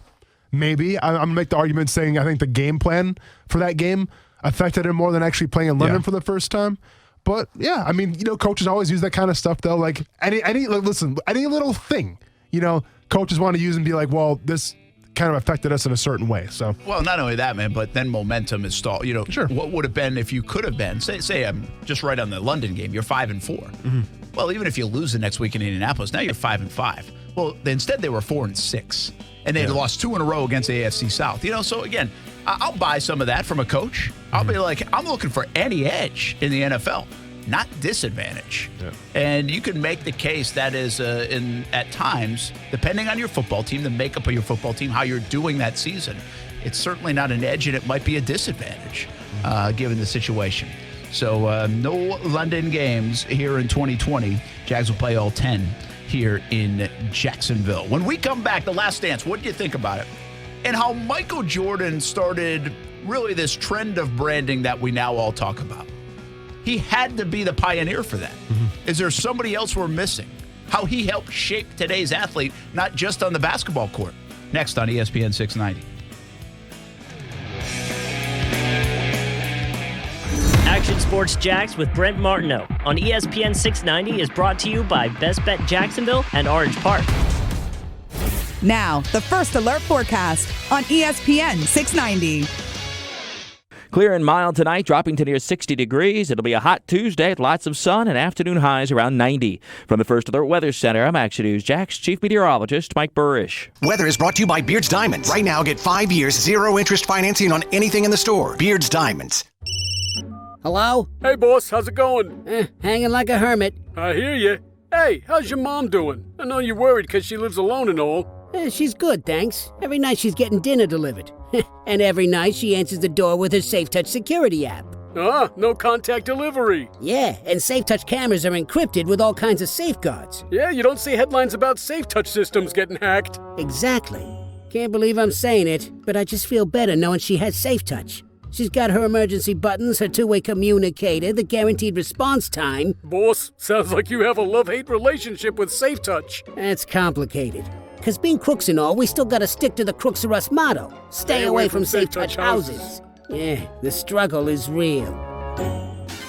Crooks know to stay away from SafeTouch houses. Hi, I'm Lester Jackson, president of SafeTouch Security Systems. No one beats our technology or our price. Call SafeTouch today at 888-723-8682 or go to safetouch.com. State license number EF233.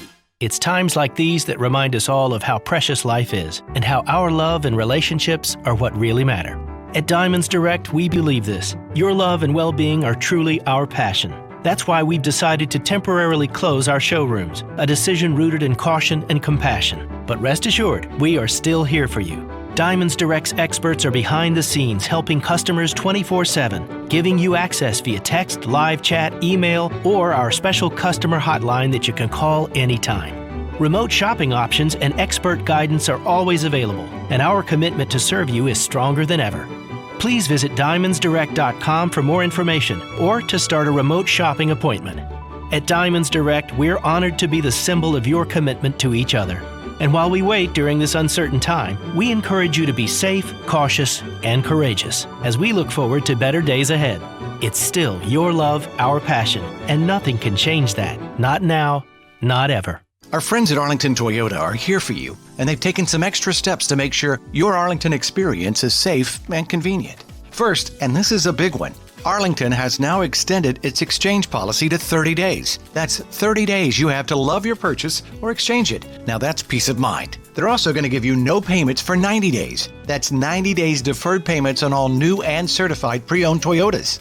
You can shop over 1,000 vehicles online. And in fact, you can complete your entire purchase 100% online, including choosing your car, trade-in, and even financing. Arlington will then deliver your completely sanitized vehicle to you at your home. All departments at Arlington are open: sales, service, parts, and collision. And they've adjusted their hours to work best for you. Check it out online at arlingtontoyota.com. And if you do come in, know this: Arlington is using hospital-grade sanitizing products and following all CDC guidelines to keep you and their team safe. Find out more at arlingtontoyota.com. And most of all, stay well and know that Arlington is here to help. Let's say you have ED, male impotence. Or maybe you suffer from PE and can't satisfy your partner. If you have either or both of these embarrassing conditions, Prime Men's Medical Center has the solution. Meet Dr. Rabinski, a specialist in men's health. If you're experiencing ED or PE, Prime Men's Medical Center has custom blended medications designed just for you. There's no pain and no surgery. If you have diabetes, high blood pressure, or prostate issues, not a problem. If Viagra, Cialis, or Levitra have let you down, Prime Men's Medical Center has patients lasting 30, 60, 90 minutes or longer. You'll see results on your first visit, guaranteed, or your visit is free. And best of all, it's affordable. For a private consultation with our highly skilled physicians, call 904-206-8105. We guarantee that you'll see results on your first visit, or there's no charge for your consult. Call Prime Men's Medical Center now at 904-206-8105. That's 904-206-8105. These days, the whole world is on the internet 24/7, on their phones, at work, even at the dinner table. It's the internet all the time. So why, when it's time to sell your home, does your traditional agent charge you 6% to list it on the MLS to other agents instead of targeting buyers directly online? That's why Rex was born. For a fee starting at 2%, Rex sells your home where buyers are looking, online, optimized by data-driven marketing, not the MLS. To get started, visit sellwithrex.com. That's sellwithrex.com. With Rex, selling or buying a home has never been easier. Price your home, get a virtual consultation, visit online open houses and showings, all from the comfort of your home with a few clicks of a button. Want to learn more? Visit sellwithrex.com or just use your phone and call 833-REX-HOME. 833-REX-HOME. That's 833-739-4663. License number CQ 1057788. Minimum fee may apply. Rex fully supports the principles of the Fair Housing Act and Equal Opportunity Act. When your car needs service, you want a safe place to go. That place is Arlington Toyota. Here's how Arlington has enhanced safety in their service department to keep you and their team of technicians safe. You can drop off your vehicle and Arlington will give you a solo ride home, so you don't have to wait on site. Arlington will even pick up your vehicle from you and return it free through April 30th. And speaking of sanitized, Arlington is cleaning the steering wheel, center consoles, and gear shift with sanitizing wipes as an added precaution. And if you come in, Arlington has enhanced its cleaning measures using hospital-grade sanitizing products and cleaning high-touch surfaces every hour. They've also increased the space between seats in their lounges and cashier lines to maintain the safe 6-foot distance recommended by the CDC. Oh, and if you need parts, you can order them and pay for them online, and Arlington will deliver them for free until April 30th as well. The service, parts, and collision departments at Arlington Toyota are open, and they've adjusted their hours to best serve you. Get the latest updates or schedule your appointment at arlingtontoyota.com today. And most of all, stay well and know that Arlington is here for you. Hello, I'm Chuck Barnes. At Barnes & Cohen, we're pulling out all the stops to protect your health and ours. We have the latest software that enables our staff who are at high risk to work remotely without sacrificing first-class representation.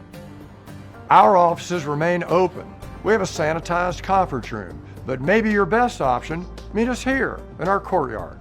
Barnes & Cohen will continue to serve you in the safest way possible. This is a CMG Open for Business report. During these changing times, it's challenging for businesses across North Florida, big and small, but businesses are adjusting to meet your needs in a safe and comfortable way. Here's today's list of businesses that are open for you. Terra Motors, Pat's Nursery, J&J Tree Experts, Cure Pharmacy, Spatola Contracting, Fisherman's Dock Seafood Market. If you're open for business, let us know by emailing us at openjax@cmg.com. Together, we're getting through this. Hey, everybody, it's Brent Martineau from Action Sports Jacks. There's a good chance you have a smart speaker, so use it with ESPN 690. Stay up to date on the Jags and all things sports by telling Alexa or Google to play ESPN 690. It's as easy as that. Make sure you listen weekdays 3 until 6 p.m. on ESPN 690. Brent Martineau. You see him every day on CBS 47, Fox 30, Action Sports Jax. Austin Lane. He's a former Jag star and current MMA fighter. Broadcasting live from the Anajar and Levine studio. This is Action Sports Jax on ESPN 690 and ESPN690.com.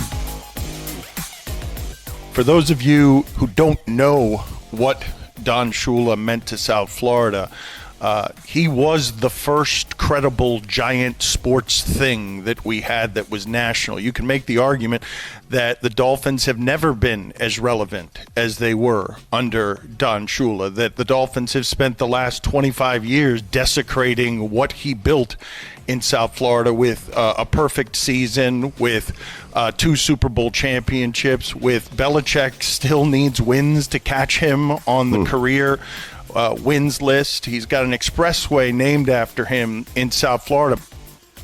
That's Dan Levitard. You listen to him on ESPN 690, 10 a.m. till 1 p.m. Daily with Stu Gatz, and he said it very well on Don Shula. Listen, I'm a guy that grew up a Dolphins fan. I know so many people know I'm from New England, from the Rhode Island area, and assume that I grew up a Patriots fan, and that was not the case.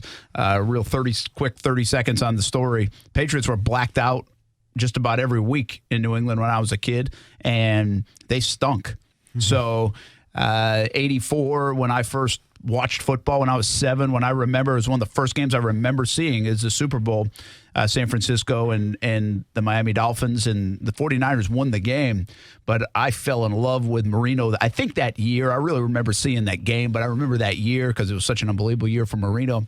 And obviously Shula and the Dolphins. I thought I was a huge Dolphins fan. Turned out years later when Marino retired, I kind of find out I was more of a Marino fan because I really, since then, haven't cared about the Dolphins. But Don Shula is the Miami Dolphins, along with Marino, and he passed away at the age of 90 this morning. That news came out. So a big loss for South Florida. He really is the Miami Dolphins, right? I mean, it's him and Dan Marino is who you think about. Simple as that. Without a doubt, man. And you know how I feel about the guy, right? Because he was kind of a quarterback whisperer a little bit, but he won his Super Bowls by doing a couple things. Number 1, pounding the rock. What's up, Larry Zonka? Shout out to Larry Zonka. And number 2, winning in the trenches and stopping the run, okay? And everything else took care of itself. And the numbers speak for itself. So I think it's a testament to who Shula was as a coach. And listen, I mean, the numbers speak for themselves in terms of his record, the accolades, the Super Bowl appearances, like, exactly. But what makes him, I think, one of the best coaches, if not the best coach of all time, is his ability to adapt. Because I just said his bread and butter was running the ball and playing great defense. But then all of a sudden here comes Dan Marino. And like he had to change it up a little bit. And guess what? He did because he knew what he had with Dan Marino. So it's a testament to saying, like, we always talk about these new school coaches, you know, like being the players, coaches, and adapting. Well, Shula was doing that, man, way back in the day. You know, what's interesting to me, again, Shula always comes across to me as just this grandfather-type figure because of the age he was probably when I started watching. And he seemed like this older man, you know.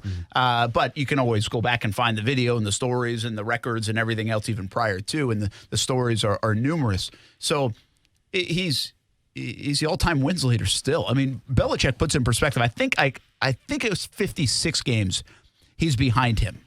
So that means Belichick would have to win for the next 5 years, 11 games a season, which he's done a lot. Sure. But now he doesn't have Brady. Exactly. Just to catch Don Shula. And think about how great Belichick has been in these last 2 decades. Well, that shows you about the longevity of Shula, but also the greatness of Shula. And exactly, because it's one thing to have a great quarterback like Dan Marino and be successful. Okay, it's one thing to have like Tom Brady and be successful, but to do it over and over again, to reload year after year after year with new guys, new personnel, and still find a way to win a football game. That's what makes a legendary coach right there. By the way, another head coach, another legendary coach from the state of Ohio. I don't know what it is about Ohio and head coaches. Man. Football and wrestling, man. That's what Ohio does. It's just a weird spot to produce all these coaches. I mean, the line is long. We don't have to go through it right now, but If you look it up, he's from Ohio, and another one that's on that lineage. Jason Fitz had a pretty cool comment before the show where he was saying, I forget who gave him the quote, but it was, Don Shula could beat you with any team, and then you could switch teams and he could beat you with that team. I like it. That's a really good quote. Yeah, and probably right. I don't know if when I was growing up as a kid, again, he retired or he ended his career with the Dolphins in 95, so I would have been 18 at that time. But I just don't know if I appreciated coaches, kind of the way we talk about coaches now. Again, for me, it was a lot about Marino. So you learn more about Shula after the fact, in my opinion.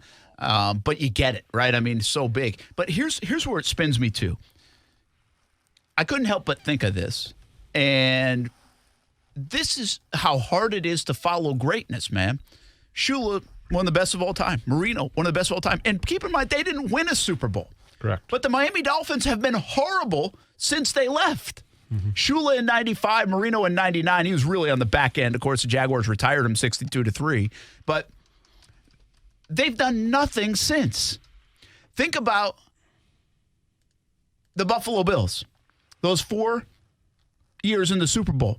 Yeah. So that would have ended in, 94, I think? Well, now they've gone to the playoffs in the last couple years, but they finally started to knock on the door of relevancy again. It's taken almost 2 decades to get back there. Well, and the Dolphins have been in the playoffs, I think, twice since Shula. Which is, but that's not, it's not saying a lot. I understand that, yeah. So, but that's my point. The Dallas Cowboys, haven't they won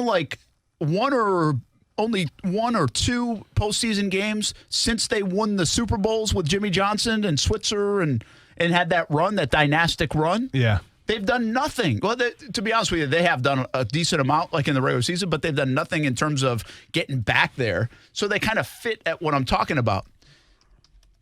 And this will shift us right into the next topic. Well, before I get to this example, I wonder about this with the New England Patriots. Whenever Belichick hangs it up, but is it already starting right now because Brady's gone? And will they go the next 20 years with being like a normal team or the normal highs and lows? Now, listen, there are examples of teams that haven't been. San Francisco's a decent example of, hey, they've won in kind of like almost every decade, it feels like, or at least knocked on the door of Super Bowls or been to them. Pittsburgh Steelers are the same. They have too. The Green Bay Packers kind of fit that, although we talked about last week. I mean, imagine having a first ballot Hall of Famer as your quarterback for 30 straight years and only winning 2 Super Bowls. Like that, you would never think that if you said that. If I said right now the Jags would have Hall of Fame quarterback and Hall of Fame quarterback for the next 30 years, you would think they would win more than 2 Super Bowls. Correct. So it's just interesting how hard it is to get it back once you have it in the sport of the NFL, especially. I'll say this to go on with the Patriots, though. Like, once Belichick is gone, I mean, is that it? And I almost think it is, because it says a lot for Bill Belichick when you look at Bill Belichick's coaching tree. Okay? Now, Vrabel, you can maybe throw that category, but Vrabel been like the best one, right? But Vrabel didn't come through like as a coach, though. True. Like, Vrabel came through as a player. True. So I don't want to. I mean, I guess whatever. But is Bill O'Brien the best?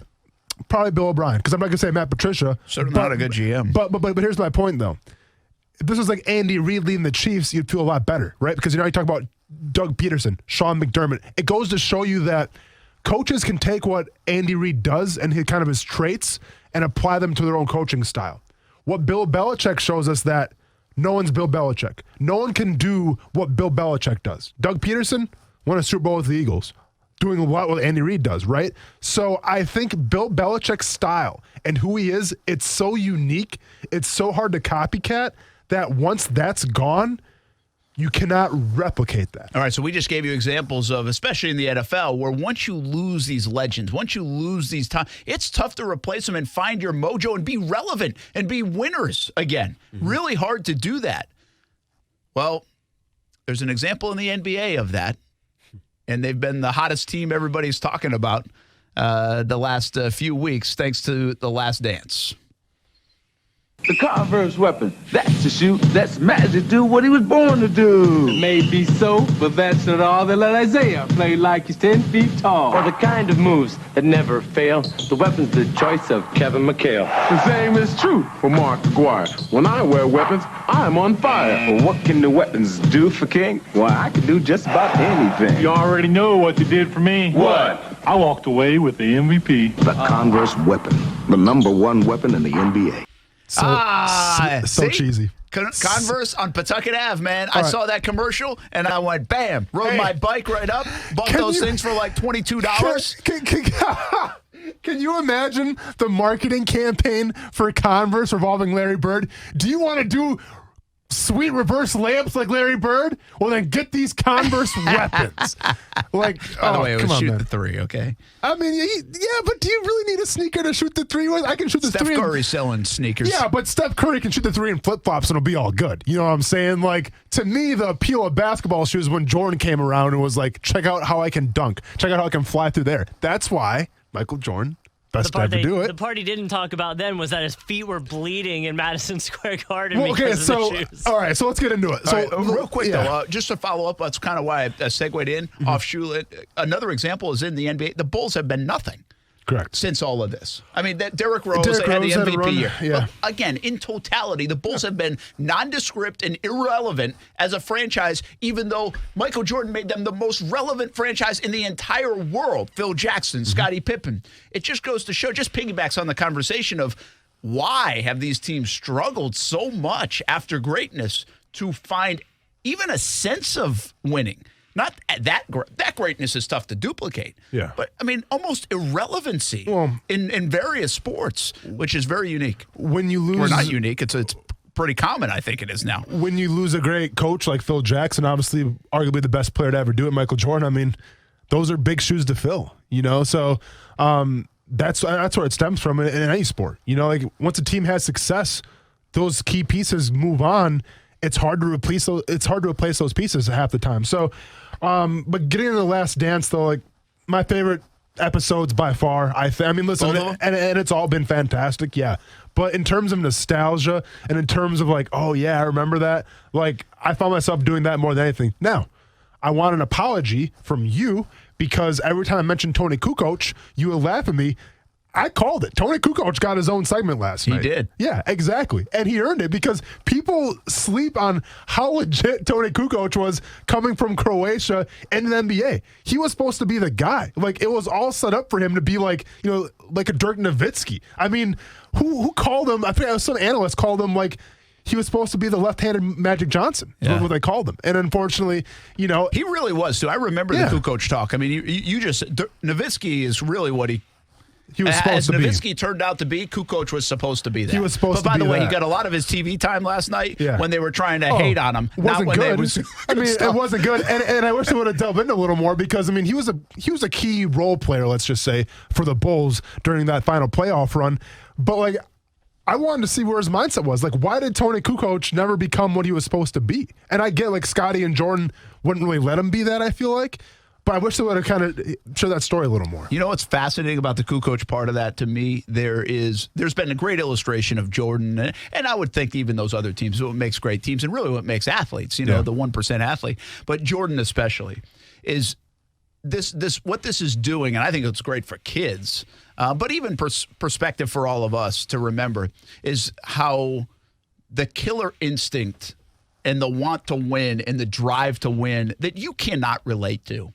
Like, as an average person, like, you just can't, like, I can't. Like, I participated in sports. I like to win. Like, I couldn't even put myself in the same stratosphere as that on anything. I mean, heck, my wife hates losing Monopoly games. She might be closer to that than I am in that sense. So, but, I mean, the Kukoc segment really personified that, though, in my opinion, because it showed that, hey, whatever, we don't care about the kid, but we are going to absolutely destroy this guy and make a point toward the front office. That's how competitive those guys were, and they did it. Not only did they say they were going to do it, but they did it. Yeah. Well, numerous times it's kind of shown, like, any time you even a person, right? They may not have been the one to do it. A reporter did it. Yeah. If anybody even remotely tried to put somebody on the same level or close to the level as Jordan, he had to destroy them. Yeah. And that's that was another thing that happened. So, few takeaways from last night that I really enjoyed. Number one, Phil Jackson pounding Miller Genuine drafts after big wins. Oh, yeah, big. The MGD, though? Like, I haven't seen a Miller Genuine draft set aside from a grandpa drinking it in probably the past decade. So that was cool. Steph's dad likes it. Oh, man. It's not for everybody, let's just say. The fact that, what was there, I mean, how many cigars did Jordan smoke in a day?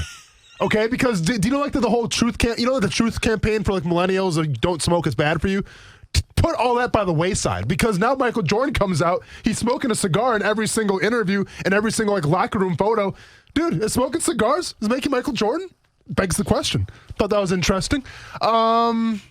Another thing, too, that was interesting. Well, obviously, the whole shoe thing. But $3 million. We've been over $3 that. million by year 4 was the expectation, and it was $126 million in year 1. Holy Adidas. How are you still a company? Well, to be fair, though, they ended up going up to Kobe Bryant after that. So, okay, that was 12 years later, 15 years later. I get it, man. Like they definitely didn't blew the make the opportunity. mistake twice. And what about Nike rolling out the red carpet to welcome the Jordan family? They had like that old school like like where you print it off the computer like when you're in grade school. They put it up, said "Welcome Jordan family," and that was it.